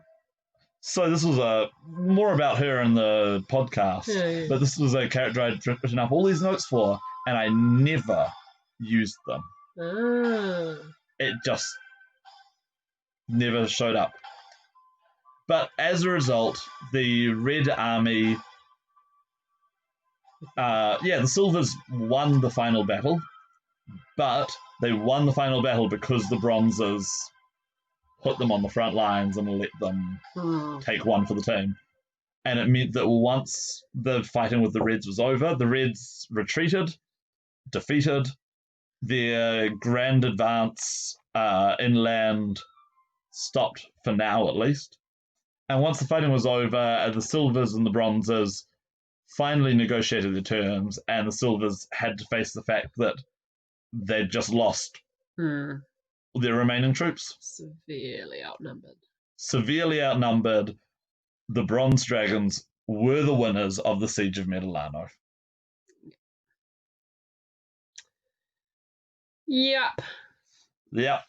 So as Ambrosio and Leona hang around the back of a crowd, listening to this being announced to the public, they are able to they're able to hurry back to pass the news on to Stella and sorry, I'm getting messages. Some funny emoticons happening. Emoticons. What am I, from the 2000s? Emojis. Sounds like a transformer. Yeah. Emoticons roll out. So yeah. Anyway. Yeah, so you managed to hook up with. You actually had to ransom Rosalind out, not for very much, right. But he was marching up with munitions in hand. He was marching up to the front lines, and suddenly he found himself faced by a whole battalion. It's like, oh, I surrender. Yeah. So he had to be ransomed, but he's with you now. And he's sort of being like the front man for the smithy at the moment. You don't actually go down to the bunker very much. Yeah.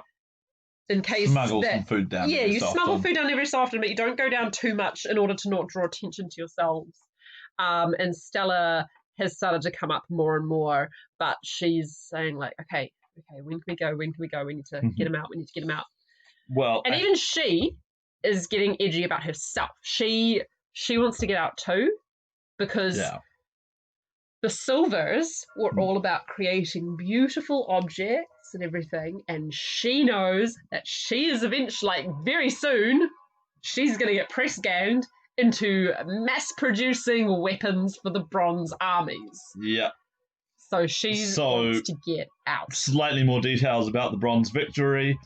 Medilano is now in the process of becoming a vassal state to the Bronzes. The Silver Princess, Cloelia, remains in charge, but she now has Captain Luciano, who was a bronze soldier. A bronze soldier who distinguished himself during the fighting, is now effectively the military prefect of the town, and he's got a lot of authority about, like, she's in charge of the local government when it comes to sort of international politics. Captain Luciano is now Prefect Luciano. The Silver Paladins, the elite heroes, already have songs written about their last charge, but they are gone. They have been disbanded because of the 150 of them, or however many there were, there's only a couple of dozen left. They're free. They're just not. Yeah. I take it, Shazam, I take it you are the player of Luciano. Yeah. Yeah. The silver mercenaries that they hired for the siege are disbanded and told to go home. A bronze military garrison is installed in Milano to keep the peace. The Silver's army, such as they had remaining, the few bits that they had that weren't military, are going to be folded into the bronze structure, and the Bronze are now in the process of bringing up engineers. Yeah, any day now, some bureaucrat is going to come along. Yeah, they're all just in the process of bringing in supplies and food and rebuilding everything, and also taking some to the goblins because that was the deal that got struck there. That was part of the deal there. So yeah, that's all just sort of happening as the Silvers do all of this. And then the other sort of major notes, which I'm not sure my characters know, but hey, now we're doing the whole announcement of what's happened with the Bronze victory. The Bronze and the Red Dragons have, for the last forever actually, been having a sort of on and off naval war over the main shipping routes. They now have a land border. Interesting. Yeah, and the Reds, after getting defeated, I think that sort of stopped their advance, but they still controlled everything that they control. The Bronze now, yes, they've won here, but they took pretty heavy casualties over the course of the war. So Western Tyrenia, which you can see on that map there, Western Tyrania is now split between the Bronze and the Red Dragons, and they now have a land border. So once they're done sort of gearing up and reconsolidating their troops and so on, next year there could be a really, really big war between actual good and evil dragons. Or they might decide to start going down into the peninsula more. The Bronze might start going into the peninsula more. Yeah, I was going to say, watch out, Falsina. Because the other part of the whole political thing is that the Tyranian League, all these other major city-states, like the Blue Dragons and Fiumense and the Prince of Trinacria, who lives in Carmeopoli, don't ask, or the High Ordinarch, the priests in Malaiso, all these other political leaders who'd been saying to the Silvers, yeah, we're going to back you up. If anything happens, we're going to back you up. We're going to back you up. None of them showed up. They were all motivated by self-interest. They all went, someone else will take care of this. They weren't your boys. And so I think some of the Silver Dragons might be feeling pretty betrayed right now. And yep. Yeah, and also I think those states are now worrying about, are they going to come after us? And also, Bronze and Red are now very, very strong. And the last sort of buffer that was keeping them all in check is just gone. Yep. So, hey, future campaign set in this world. It's just... I've been saying for a while that the Tyranian wars are coming. I think they've come. I think this is it. They've started. Yeah. Okay, so how are you going to get them out? So, yes, back to our characters and what we know all of this, which is probably very little, except that the Bronze are, getting their bureaucrats to organise everything, and that someday soon someone's playing with the D100 from Armageddon. Someone is going to come and check on all of us. So we don't have much time, do we? No. Stella Rosa's gone back into the bunker. She's getting more and more paranoid. So, there will absolutely be Bronze soldiers at the gates, replacing the normal sort of silver gate guards. Yep. So we can't go out by the gates. Nope. Not without very, very good disguises. And even then.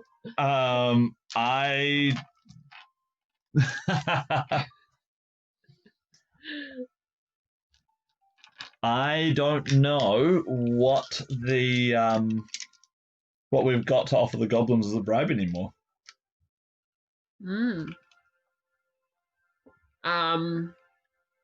Yes. That is a good question. Well, you are living now in the smithy of the great Stella Rosa. So I think we ask her, what do you have? And with what can we offer to the goblins to get us out of here? With begrudging, pained looks, she itemizes for you the beautiful stainless steel and sterling silver cups and vases and sheaths and swords and ornaments that are in her there's a little public museum for people who are coming to buy something. A suit of armor. Because a lot of the armor she makes will be bespoke. And the Bronzes definitely aren't interested in any of that stuff. So that little museum wouldn't get touched. That would remain intact. It doesn't, unless of course they need to melt anything down. But even then, it's silver is a precious metal. It's not a hard metal. They haven't found a use for it yet in alloying for war. So once they do, they'll melt down everyone's jewelry. But for now, it's safe. But yes. This stuff is safe for now. I'm just looking at the map and thinking of how after the Bronze and the Red, there's really no one who can actually stand up to them. Oh boy. Well, there are, but... This makes me want to do a Total War game. Total War Tyrania. I would love to do... My dream is to do a card game or a board game fully. Where you can take control of the different factions. I did say to Julia that you were thinking about this, but anyway. I don't know if collectible card games are something she wants to get into. Anyway. So you have some bargaining chips. Yep. But can you find the goblins? Night soil collection facilities. All right. The question is going to be: is it your goblins? Is it is it the other goblins? Well. And how racist are you? Can you tell the difference? Probably not. Leona might be able to. If we ask for the Duke of Slime. Yeah. Okay. Actually, I think the first step would be, once we've established what we've got, Leona will go out, and she will be asking for the Duke of Slime, specifically. And saying, can you tell him that...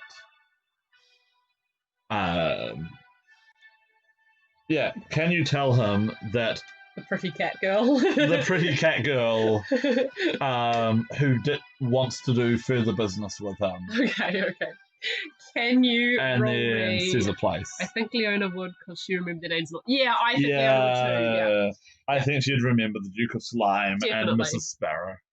Okay. Tyranian Can you names. roll me persuasion with advantage, please?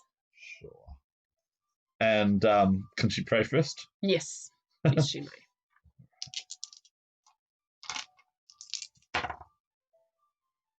Oh. Can I though? Ooh. 11. Okay.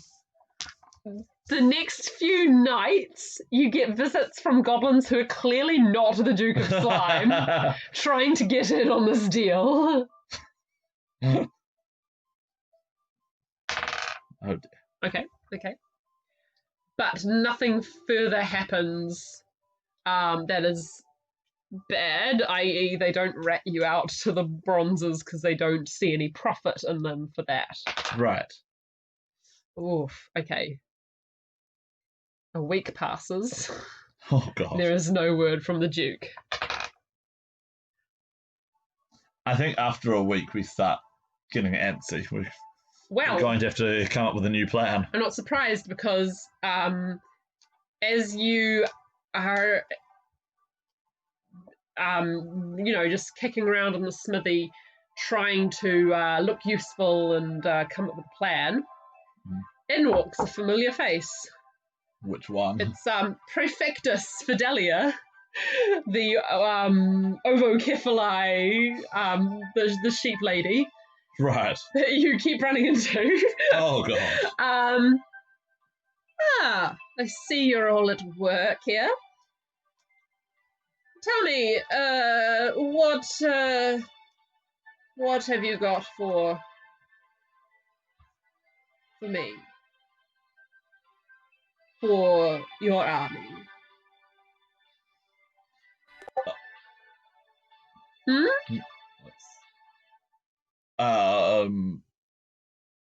Who is she asking here? Are we back to Ambrosio? Ruslan, I think. Ruslan? He's the oldest one here. Sure. So she doesn't know that he's not the master here, but she just defers to the oldest looking person here. He's a dwarf. He's a dwarf. Yeah. Even he's a dwarf. Even Zookephali. So I think Ruslan, does he recognise her? Does she recognise him?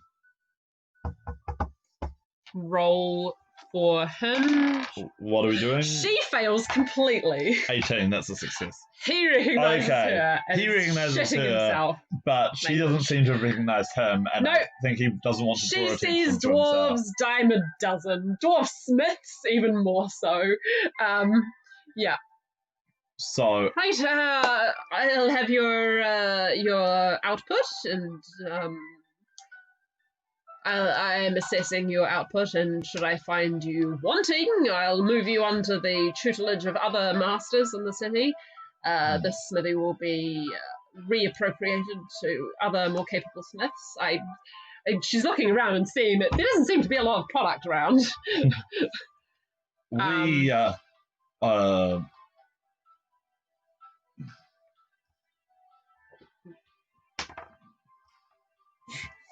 Well, that wasn't a great roll. Ruslan says we haven't received a lot of orders lately since the siege ended.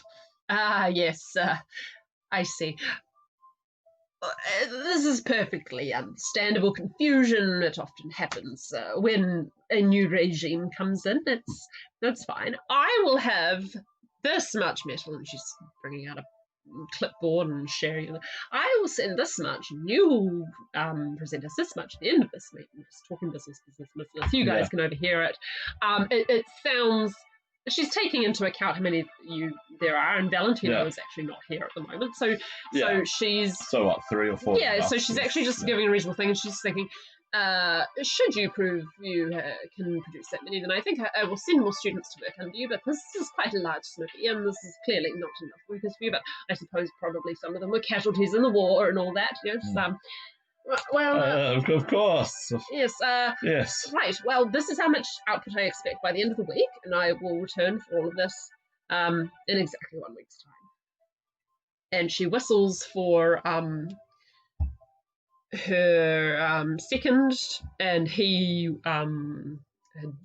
Ginger Tomcat whistles to the people under his command to bring in the first shipment wagons of or metal and stuff for Yeah. you guys to be working on. Wow. Yeah. Okay.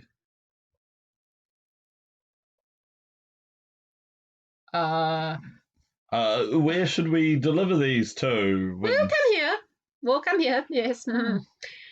All right. Moving on. What's a suitable bronze farewell under his eye? No, that's that's Handmaid's Tale. No, these bronze are good. yeah. No. Ish, mostly. Anyway. Yeah. I mean, actually, they might just go for a good old-fashioned, like, be well, or... Yeah, sure, okay, be well. The Roman, salvete. Just means be well. Right. And she, waves her second off, and he waves his troops off, and they march out. Well... You have your orders. We do. And if we... So Ambrogio comes out now, because I think he's sort of hidden himself a little bit. Yeah. And Stella will come out too, panicking. My beautiful smithy, oh! Well, we could fulfill these orders, but if we do, we'll be doing nothing else, and the longer we stay, the greater the risk. You've got to get us out. I'll work, and you find a way out of here. Well, we can't seem to find these goblins. And I heard a rumor that the goblins had switched allegiance to the bronze dragons. Ugh. Maybe that's why we can't find our way in, or... Do you remember how you came in? Go look for that.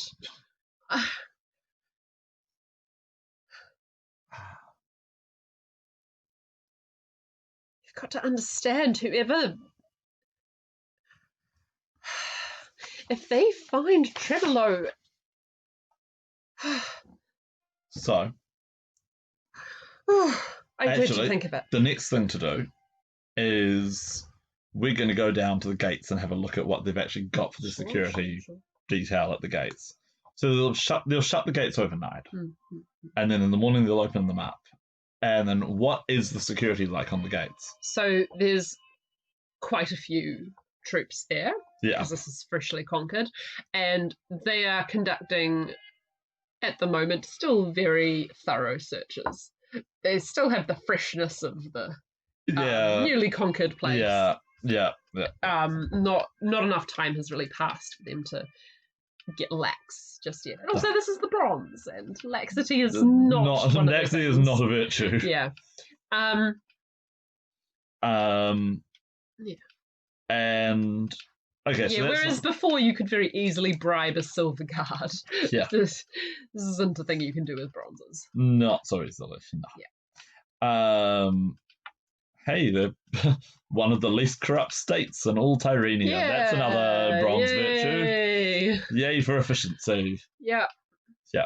Make the wagons run on time. Well, I guess the next thing to do is to check the I don't know, how would we check what the security details like on the walls at night? Is it possible to get over the walls at night? You want to be outside and look in, is that what you're saying? Or no, I'm saying if we are inside and we're looking, what sort of patrols do we have on the walls? Okay. Well, you can definitely do. I mean, there's still there's churches and stuff with bell towers that you can possibly... Leona, yes. Yeah? Leona does know how to make a magic rope of climbing. Oh, right, okay. She has night vision because she's a cat person. Okay, well, the two of you... But yeah, we might be able to always climb over the walls. Yeah. Yeah. Okay, so that's the next thing we're going to try is we've had a look at the gates. That's not going to work. So that night we will go and look at the walls. Okay, do me And- stealth checks, please. It's just the two of you, right? Just the two of us. Yeah. Actually, I mean, the two of you running around as teenagers is probably really quite easy. See you later, Shazam. see you, Shazam. Thanks for joining. Yeah, you're not. Actually, Valentino will go instead of Ambrogio. Okay. Because we're going to send the people who are actually trained in stealth. Okay. 14 and 17. You two are perfectly fine, and you So make it's it Valentino to and Leona. make it to a high place to spy and make. I guess it would be perception. Make it with advantage. Yeah. And you can do guidance if you want. It's more going to be Leona than. Okay. Oh yeah, he doesn't have night vision. No, so yeah, that's what I'm saying. Yeah. So. Okay, well that's sweet. 23 plus guidance. Okay. Yes. Pretty lemon efficient and tight security. Yeah. There is maybe one place where the wall got damaged that you could try and sneak out of. But there does seem to be Well, even so, eyes on that place, yeah. You'd have sentries on the wall, right? To see if anybody was coming closer. Yeah. But you wouldn't be trying to stop people from going over the walls because that's not possible unless you've got someone who can make a rope of climbing. Yeah. So I feel like if we're going to try and get out by force, that's what they're going to be least expecting because it's the hardest one to do. And sitting there for an hour or two, you could observe and make note of the patterns of the patrols and the timings. So that's the plan. Okay, cool. Yeah. We can do that. So it's going to take Leona 24 hours to make the rope. Okay. But I think as she's studying, she's sort of figuring out what she needs. And before I even knew what we were doing, I wrote down that she's got the rope of climbing perfect pattern. So she's got to turn off one of the things she's already got. Okay. So she will, her scale armor will go back down to just being normal scale armor as she makes the rope of climbing. Cool. Well, let me just see if anything important happens on that day. Nope. Okay. You are not visited by goblins. I think we're all just getting slightly more stressed with timing. Yeah, Stella Rosa is pulling her hair out while making swords. Yeah, it is. This is tonight. We're going to do it tonight. Okay, cool. Tell me about your escape. Okay, so this is the plan, okay? There is a curfew, by the way. So. Oh, of course there's a curfew. Yeah. Valentino, I think, is going to... the easiest thing to do, actually, would be the smithy. It's not what we wanted. So what we're going to do is we're going to burn down the smithy. Okay, cool. Because we need to have some sort of, we want to focus the eyes in one place. So we're going to start a fire in the smithy. And set it so that it will take a little bit of time to spread. So it will be well away by the time that the smoke actually starts. People will come and investigate there. Hopefully that draws a little bit of attention away from us as we hit the... Where does Master Tremolo want to go? Back to New Zagura, or...? Well, unless you suggest any location, yes. He'd like to go back to New Zagura. Well, I think I'm fascinated by the idea of a city of gnomes. Yeah, sure.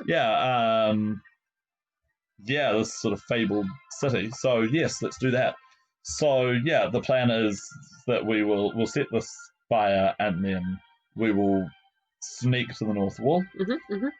And then once we're sort of part of the way there, the fire will actually really start going, and that should give us a little bit of cover. Once we get to the north wall, we'll use the rope of climbing to get up, knock out the sentries, use the rope to get down again, go. Sure hope we'll be the escaping on foot, but hope the river goblins look after your horses. yeah, I noticed that. Hopefully you paid them a nice stipend for looking after them. No, we completely forgot. No, you would have done something because you were sneaking in. You knew you were going in for a long time. Maybe you left them with the farming village. I don't know. Maybe, yeah. Maybe. Anyway, let's not think about that. No. Right, okay. Well, but I think the best bet is rather than try and double back down to go to see the river goblins. No, you don't want to do that. What sort of supplies have you got for a trek through the mountains? Not much. No, so do you I'm want hoping... to try and steal some, or...? I think not here. Okay, fair enough. You want to try and find a village on the way? Find a village on the way, yeah, once we get into the foothills of the mountains. Yep, there's villages everywhere, so... I remember that we are actually very close. Oh, we'd have to go west a little bit to the Thayasi Valley, or the Thayasi Valley, if you remember that place. Oh, God, where they have the terrible accent that everybody got annoyed by. Yeah, okay. But yeah, there's all the sort of foothills settlements. And the bronze won't have gotten all the way up into the foothills. So we get far enough away so that we're out of their reach. But the first priority has to just be putting distance between us and them. Yeah, and they realise that something is up, and they will. Valentino has some money from the manor, and Stella is able to get some funds out of her safe in the smithy. So, okay. All right, that's what you're going to have to go with.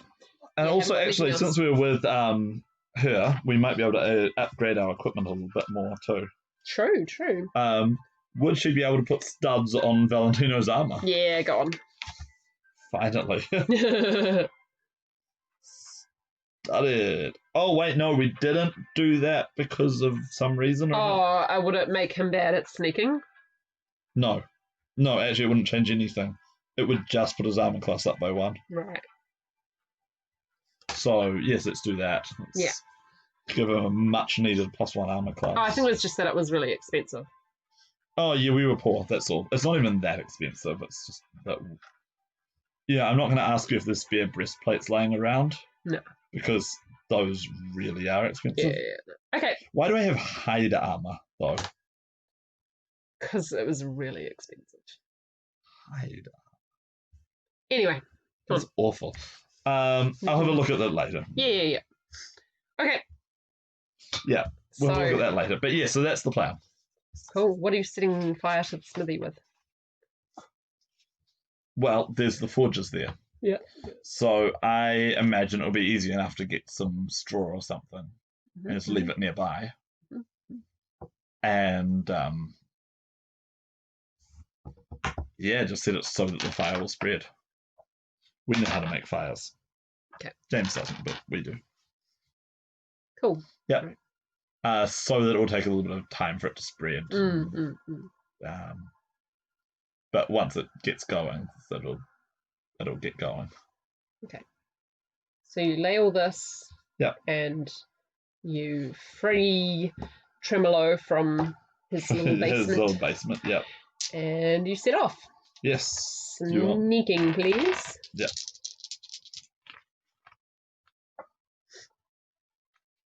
Okay, so is this going to be a party check? Yeah. So that's a 10 for Rislin, which is pretty good when he's got disadvantage for his heavy armor. That's not bad. Oh boy. Whoa! Oh boy. Okay. So we have a 10, a 5 for Leona. Oh no, I'll just use the dice in the order they fell on the character sheets actually. A 5 for Ambrogio. Oh boy. And a 10 for Valentino. So it's a 10, a 10, a 5, and a 5 for stealth. Oh dear. So combat time? Oh dear. Do we get advantage because there's a burning smithy as a giant distraction? Well, see, the thing is, bureaucrats have taken over the city. Yeah. And your purchases, borrowing thing, was noticed.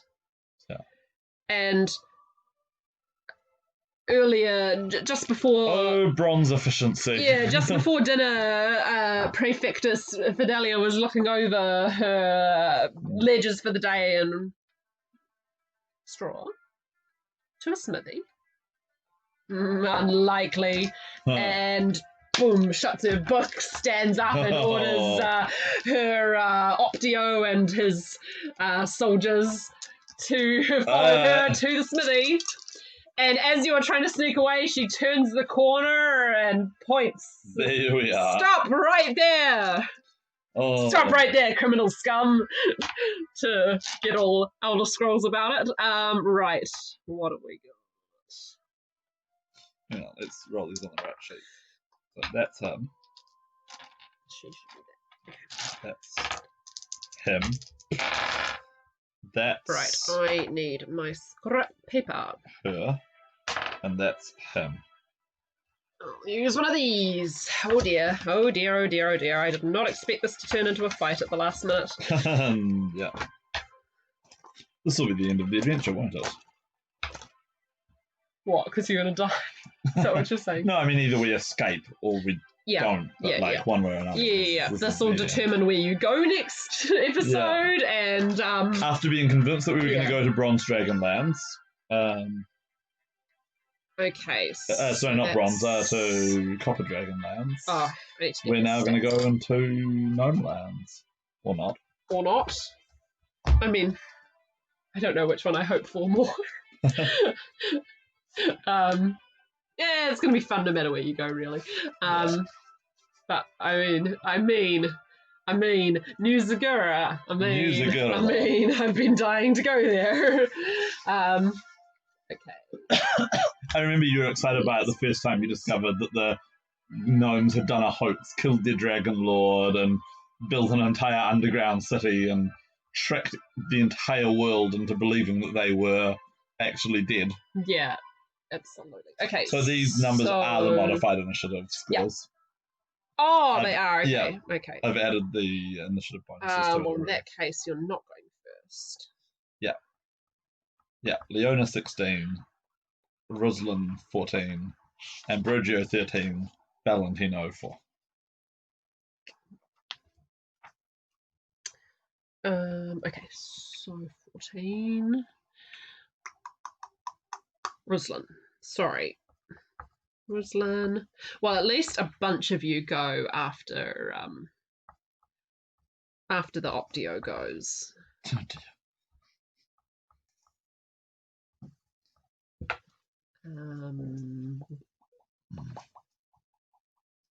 And then it will be all of them. Valentino. Okay. Let's do this. I'm reloaded. The Optio sprints up. Uh-oh.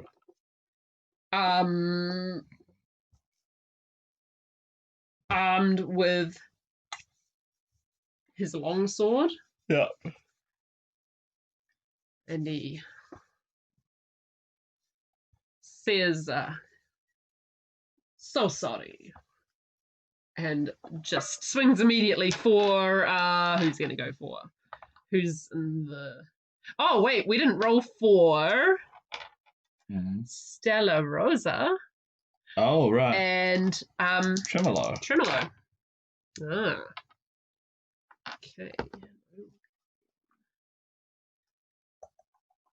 Just quickly look up what they're going to be.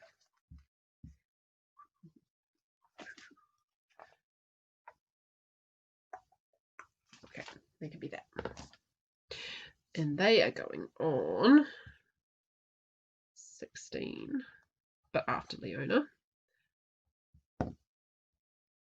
And 13, but after Ambrosio. Yeah, after Ambrosio. Okay, so he's going to go for one of 6 people. It is Roslyn. Go Best for the choice. tank. Yep. 32 hit points. It's because he was the slowest, wasn't it? Yeah. And he will do a multi-attack. Will a 15 hit? Nope. But a 23 will. 22, sorry. Yep. That Okay, so that is... What? Ooh, full marks. 11 damage. Yep. Yep. Cool, it is Leona.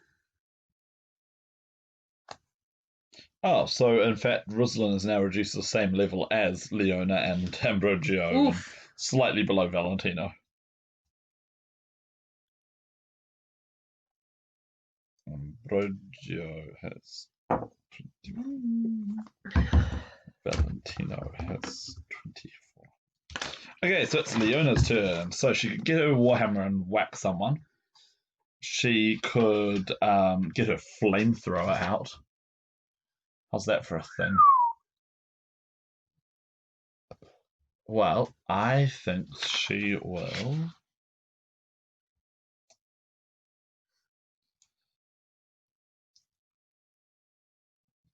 I think she will huddle behind someone and then get a flamethrower out and start trying to. Are we able to sort of start maneuvering so that we can put frontline fighters at the front and support people at the back? Cool. Yeah, so you're actually quite far away. The only reason why the Optio was able to catch up was because he did a Ailurocephalide dash. Oh, right, yes, because he's a cat person. Yeah. Okay, well, I think then he can have a face full of fire. As Leona will get out her... I don't even know what this thing is that she's got. Some sort of leather bag. Actually, you know what I think it is? Bagpipes. I think it's the... Bagpipes of death! I think it's the old, Renaissance equivalent of a bag of hairspray and a torch. Oh my god. Oh my god. So 14 to hit him? Yeah, sorry. I think that's actually a miss. Yeah, it's not a very good roll, is it? Well, given his stats, no.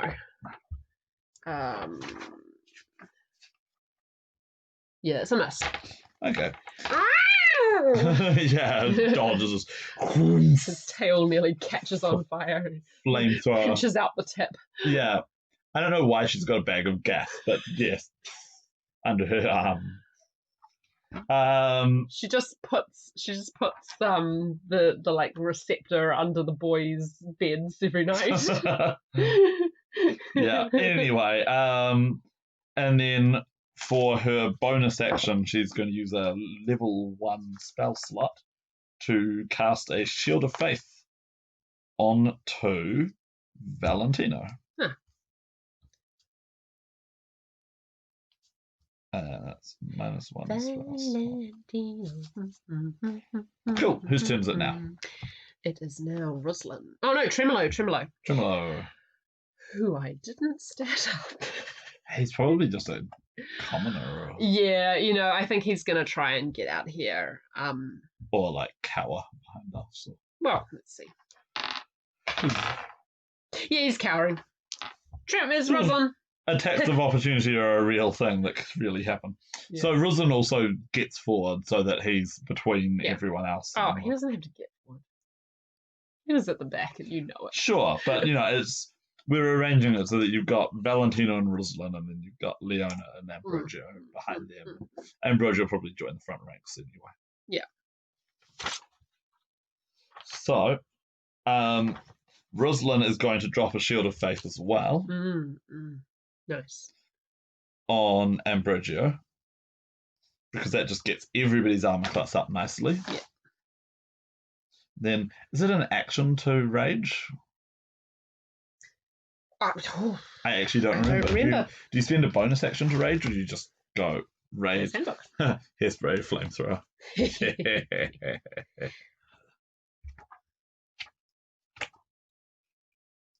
Rage. On your turn, bonus action. Okay, so he Sweet. can't cast a spell and rage okay. and attack. Well, which one's it gonna be? He's cast the spell. He's going Okay. for protection to start off with. Okay. Good idea. Yeah, and then he will attack. Yep. So, and the Optio is right in front of him, so he'll attack him with his great sword. How's Nope. it 10? Nope. That was not very good. Okay, next person. Why don't you just surrender? No, says the Optio. Bronze dragon scum, you'll never take us alive. Freedom!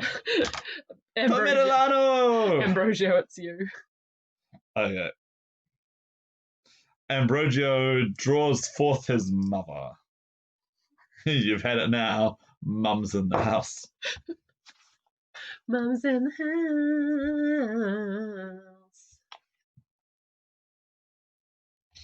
house. Okay.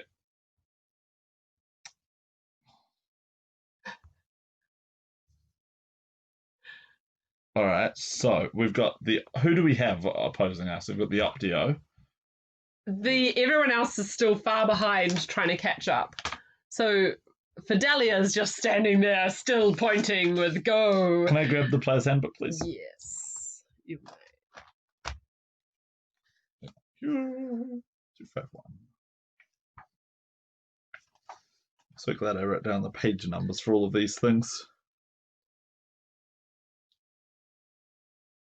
This is not going to be a fight to the death, by the way, because I enjoy Fidelia too much. Oh, no, absolutely. She's like, to me, she's like a little bit like Holt.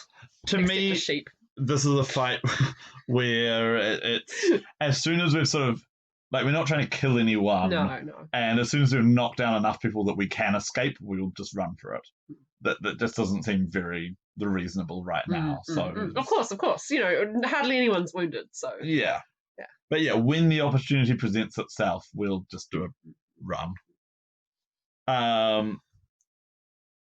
Okay, so I am going to use my bonus action to I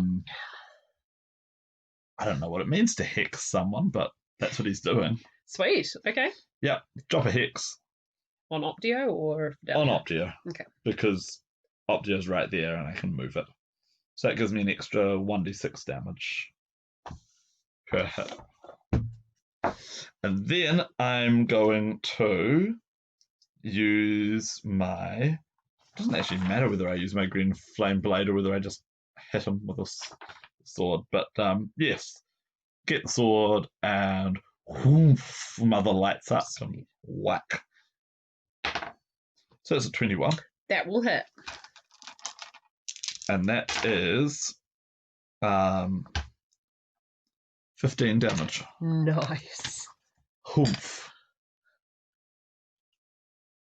And that, little man! Why? Oi! Oh. I didn't mean to go Jewish there, but okay. That's apparently a thing. Alright, Stella. What does Stella do? Oh! Stella starts running for it. Already? But I think she's trying to drag Tremolo, so she's not running just yet. Yeah.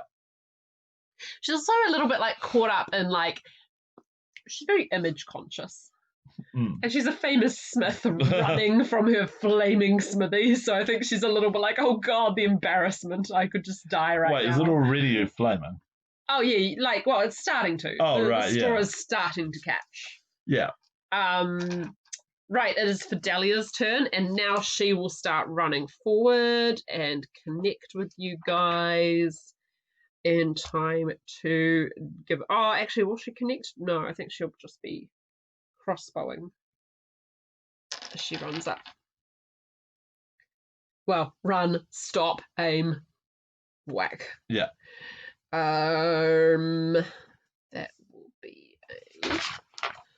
oh, wait, I actually need to say who I'm hitting. Yeah. Tremolo. Oh, jeez. The one who's not doing anything. Yeah. Seeing how Stella's tugging on him sets off a sort of alarm bell for her. But she misses.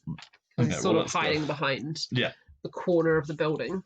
Okay, who's next? Yeah. guards. All right, so there's 8 of them, Oh, jeez. and they come. Is that right? Yeah, that's right. They come dashing up, run, run, run, but that's it. Okay, that's their turn. They just close the distance. Yeah. Okay. And Valentino. Valentino draws his weapons. Actually, he can only draw one at a time, so he'll just draw his sword. He really needs that feat where he can draw the second weapon at once. Absolutely. Okay, so he draws his sword, and then he will charge in and do a action surge. Sweet. I love action surge. I love action surge. It's great. It's so good. And he will just go for whoever he can reach. Well, no, Fidelia's a little bit behind everyone now, so Sure, but he can reach anyone guards or Optio, so it's up to you. He'll go for Optio first. Okay. Okay, so that's a 16. No. And then that's a 23 for 9, 10, 12 damage. Okie dokie. That lovely sneak attack damage. I'm not getting paid enough for this, says the Optio. Yeah. Right.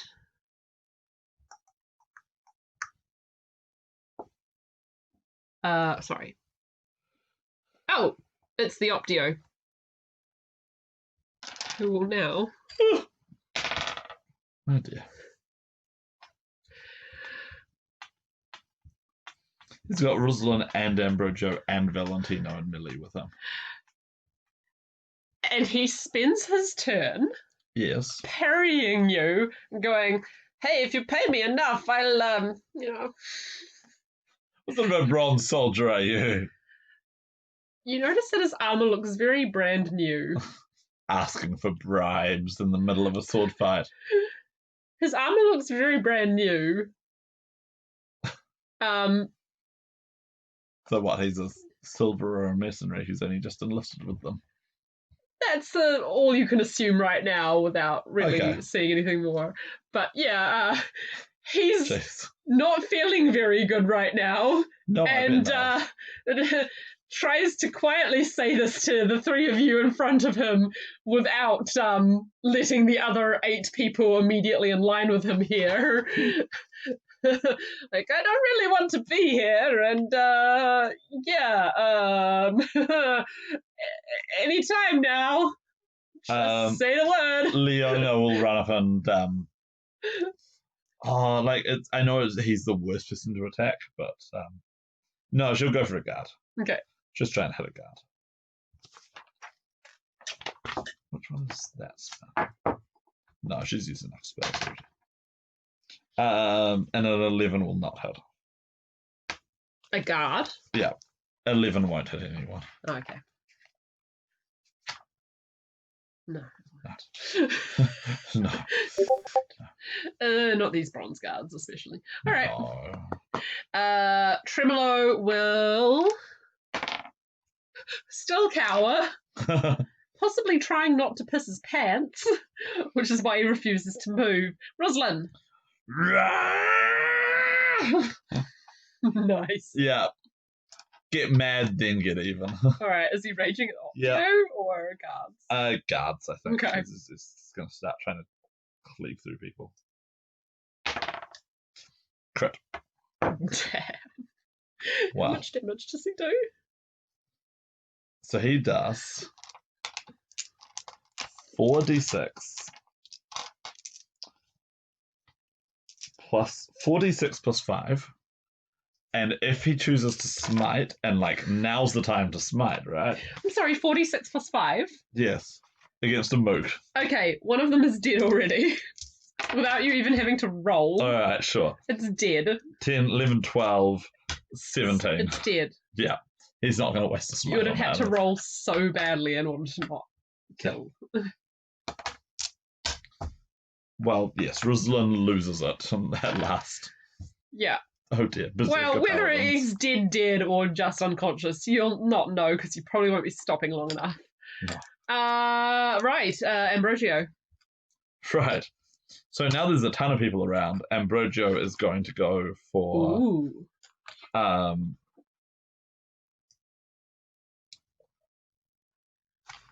Bonus action, Hexblade's Curse. Ooh.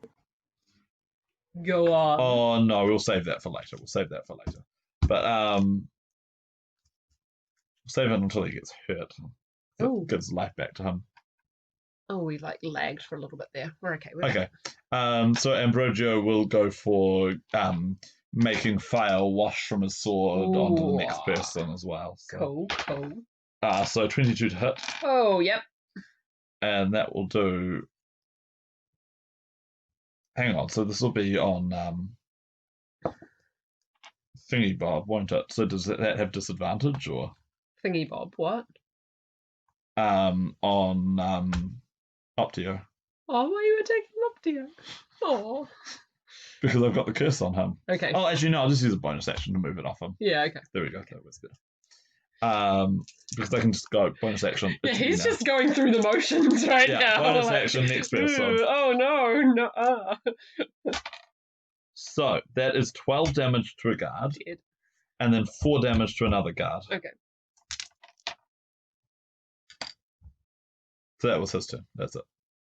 Okay. Stella holds back as well now. Right. Watching us all doing our swashbuckling thing. Wishing that she'd brought a weapon with her. Yeah, I bet. Right, Fidelia will now close, and as such, she will attack with her greatsword. Ah! Yep. Ah! Meh. Ah! Oh, sorry, I need to actually roll on who first. Ambrosio. Oh, She's God. hitting for you. Oh, boy. But not. So one hit. So one hit. The great sword. A great sword. Ah! That is 10 damage. Ah! Okay, so that sucks. Okay. Okay, whose turn is it next? It is guards. Oh, God. All right, so there are 6 of them, and there are 6 of you, so let's go. 2 of them are clearly further back, though. Yeah, it's true, actually. So Let's the just 4 of us roll. who are actually fighting, so. Let's just roll who you'd be on. Oh, they go for Roslyn. Okay. Cool. So 3 on Roslyn and 1 on everyone else. That's actually shield. One's on Roslyn. Yeah, I know. One's on Roslyn. What's his AC? 17. Okay, 2 hit. Right. With what have they got? Yeah, that's what I thought. 5 and 4. It's 9 damage. So it's halved to 4. And then on Ambrosio. Oh, you get credit. Boy. Leona. That's probably not a hit on her. No, she's got not 18. at all. And thing. No, okay, so it's just you getting critted. So you take 12 damage. Bye, Ambrogio.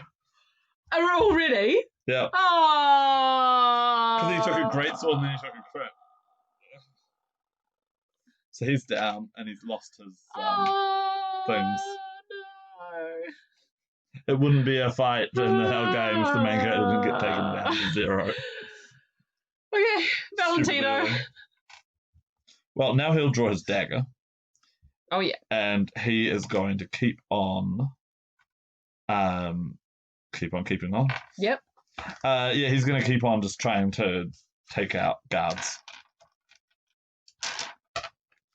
So, sword, dagger, 2 misses. Damn. Okay. I'm going to roll for Optio again because now that someone's gone down, he might be... actually change his mind. Yeah, he's like, oh, sorry guys, the battle seems to be going my way again. He's going to attack. Yeah, the battle seems to be going well now. What can I say? What can I say? He's going to go on Ruslan, I think, because that's who he's been focusing on this whole time. With enough. 2 attacks. What's his AC again? 17. Damn it. Both miss. You are a lucky person. When you say damage, you mean well, thank God. Thank God. I mean, thank God. God. And yes, we do need Liliana. I was going easy on you. Hey, no offense, Leona. Risen probably said something about shut your dirty cat mouth. Leona. Try not to take too much offense, Leona. Mm. So, Leona is going to do a melee attack. And then she is going to... Healing word. Healing word. You know that spell is designed for healing word. Yeah. Also, I just realised Rosalind took damage, so he needs to make a Constitution saving throw to see if he keeps his spell up, and he does. So right. Okay. So Leona will attack again with her Warhammer. Again, we're going for... Actually, she'll try and hit Optio. The Optio, I mean. Yeah. No. And then she will... Hey, don't hit a brother! What? As he dodges out of the way. Oh, jeez. I thought we had a thing. For 5-6. So Ambrogio comes back on 6. Hey, Ambrogio. Okay, what does Tremolo do? Tremolo is still nearly wetting himself in the corner. It's Rosalind's turn. It's on. Rosalind's turn is the best possible kind of turn. Rosalind's turn? Yeah. Because it's this one where he just goes berserk? Yeah. Attack. Yeah, that's really it, isn't it? He just keeps attacking. Yes. And he Do will... what must be done. Yeah, pretty much. Just wondering, does he have any special things that he can do? No, not really. He could heal Ambrogio for another 10, but... Get in the frame. Move your chair. No, this is the best way in the frame. Hey, I'm in the frame. Okay, he will just do an attack. Okay, go. Do it. And this will be on the Optio. Mm-hmm. There we go. 18. Oof. Okay. How hurt does he look? Very. Cool. In that case, I think the I roll a 3 for his damage. 6, 7, 8 damage. Huh? 8 damage total. I thought you said 18. That was the hit. Oh, okay. He's still looking pretty hurt though.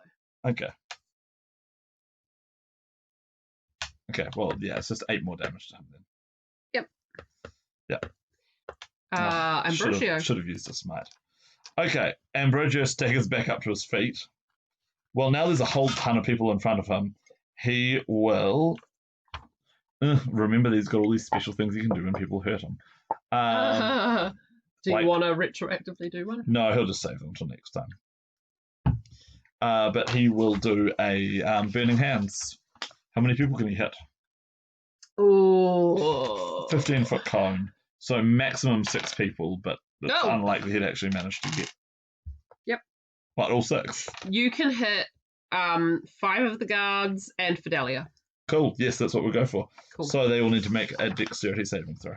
Okay, so she will be that, and they will be 3, 4, 5. Cool. 1. 1 pass. Okay, 9 damage to everybody who failed, and 4 damage to the one who...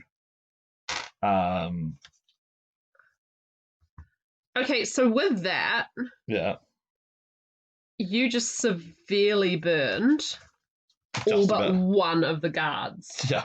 Like, they are barely alive now. Fire. Yeah. They are barely alive, and so I think they're actually probably gonna... Doesn't mean they might go full back. Yeah. Send reinforcements. Yeah. We've got a spellcaster on the loose. Yeah. Burning Hands. You're really useful in these clutch situations. Stella. Still dithering and pulling at Tremolo's collar, probably rather than sleeve. So Fidelia, let's see what she... Okay. She doesn't have enough situational awareness. She's a bit more of a pen pusher than a Right. fighter. She doesn't have the situational awareness to see how badly hurt most of her Right. people are, so she keeps pressing on. Okay. I think by this time she will have... I'll just roll it, actually. Yeah, she's switched to Ruslan because he looks like the biggest threat. And she will... I think it's Ambrogio, given what he just did with the fire. Yeah, you're right, actually. Let's... Hang on, I'll just straight up. No, she's doubling down on Ruslan. Okay. And she will hit him once. Okay. With 2d6. 12 damage. Ooh, half to No, six. sorry, 11. Oh, okay. Well, Half to 11, five. half to 5. Yeah. Okay. Whose turn is it now? Okay, it is now 5 of the guards go, F this, and start backing I out. didn't pay to get set on fire. Yeah, and the other remaining guard goes, yeah, no. Backing out. Okay, yeah, so they all start backing off. Yeah. Valentino, it's you. Okay, so Valentino will focus his attention on the Optio. Because we just want to try and take that guy down. So, sword, dagger. Nope. That was fun.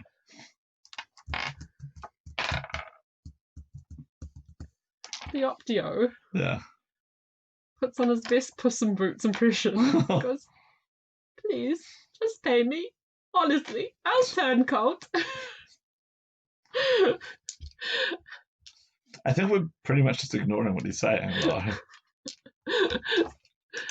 Leona, it's your turn. Okay. So, same deal. She's going to try and smack him again. Is he doing defensive or? Yeah. Yeah. Okay. So, disadvantage. Nope. And she will use her last spell slot. Oh, Ruslan had to make a saving throw for a spell, which he passes. Damn. So, yeah, Leonie uses her final spell slot to heal Ambrogio some more for another 6, putting up to 12. Alright, it's Tremolo's turn. Finally! Alright. And he goes, shut your eyes, pulls out some sort of device, and chucks it on the ground between you and the others. There is now a smoke screen up, and you are able to escape. Great. We do so. Yeah. Yeah. It took him that long to recover his nerve. wits. Okay, well, yes, with the distraction, we take the opportunity to run. Yeah. That fight did not go that well. No. It really didn't. Because now they're going to be after us on the way to the gate. Yeah. Well, let's see. Okay, there's only one thing diversionary for you can be. Valentino to do then. In the distraction with the smoke, he's going to try and grab Fidelia. Oh my god. Hostage. Oh my god. What's the most dramatic swashbuckler thing to do in the situation? Alright, what does he need to do to try and grab her in the smoke? I don't know. But I guess it's a grapple check. Okay, that makes sense. They're both distracted with the smoke. Yeah. Aw. Oh, You know what? you probably can't even see her. He grabs someone. He grabs someone. Oh no. Oh no. And as you're all running down the road, Ginger Tomcat whips off his helmet and is like, oh great! I see you've let me join you. This is great. Oh, And he's running along with you.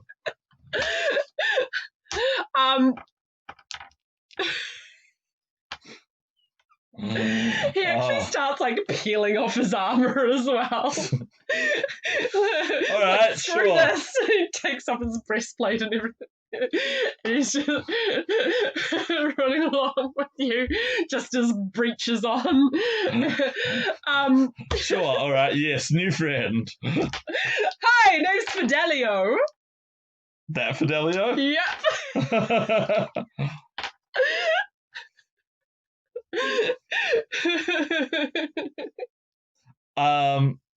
Wait, Fidelio with Fidelia. Yeah, some racist in the upper ranks thought it would be funny to put two animal people together with the same name. Ha ha! What an asshole! Anyway, let's keep running. Yes. I can run much faster than you, but I thought it would be, more sportsmanlike to, stay level with you. Oh dear. Okay, so we keep running. This is probably hampered by the fact that Rosalind can't run very fast. Then let's see. You know what? He points you that way, and when Leona goes, no, it's this way, he goes, yes, but what you don't know is that is where the patrol of Alurokephali are stationed. Oh. And they might be a little bit more amenable to letting us pass. Right. To turning a blind eye, as it were. I have some friends. Yes, indeed, Geekly Kitty. Somehow we will find out. We'll find out. You can find out his backstory later on. But yes, Fidelio from the Discord server happens to have been press ganged into the Bronze Army. Reynaldo was actually meant to be at the siege too. Yeah. But I couldn't post regularly enough to have him leave at a time. There's a story to why Fidelio's here, which I'm sure these characters will find out. Yeah. I don't think he'll be with them for very long, but just the a Discord needs cameo to sort of Fidelio. I think the Discord is going to be stuck for a while playing catch up to the siege of Middle. Yeah. Okay. So possibly I'll have Fidelio run after that, or possibly I won't. And with his help, you are able to cast your line.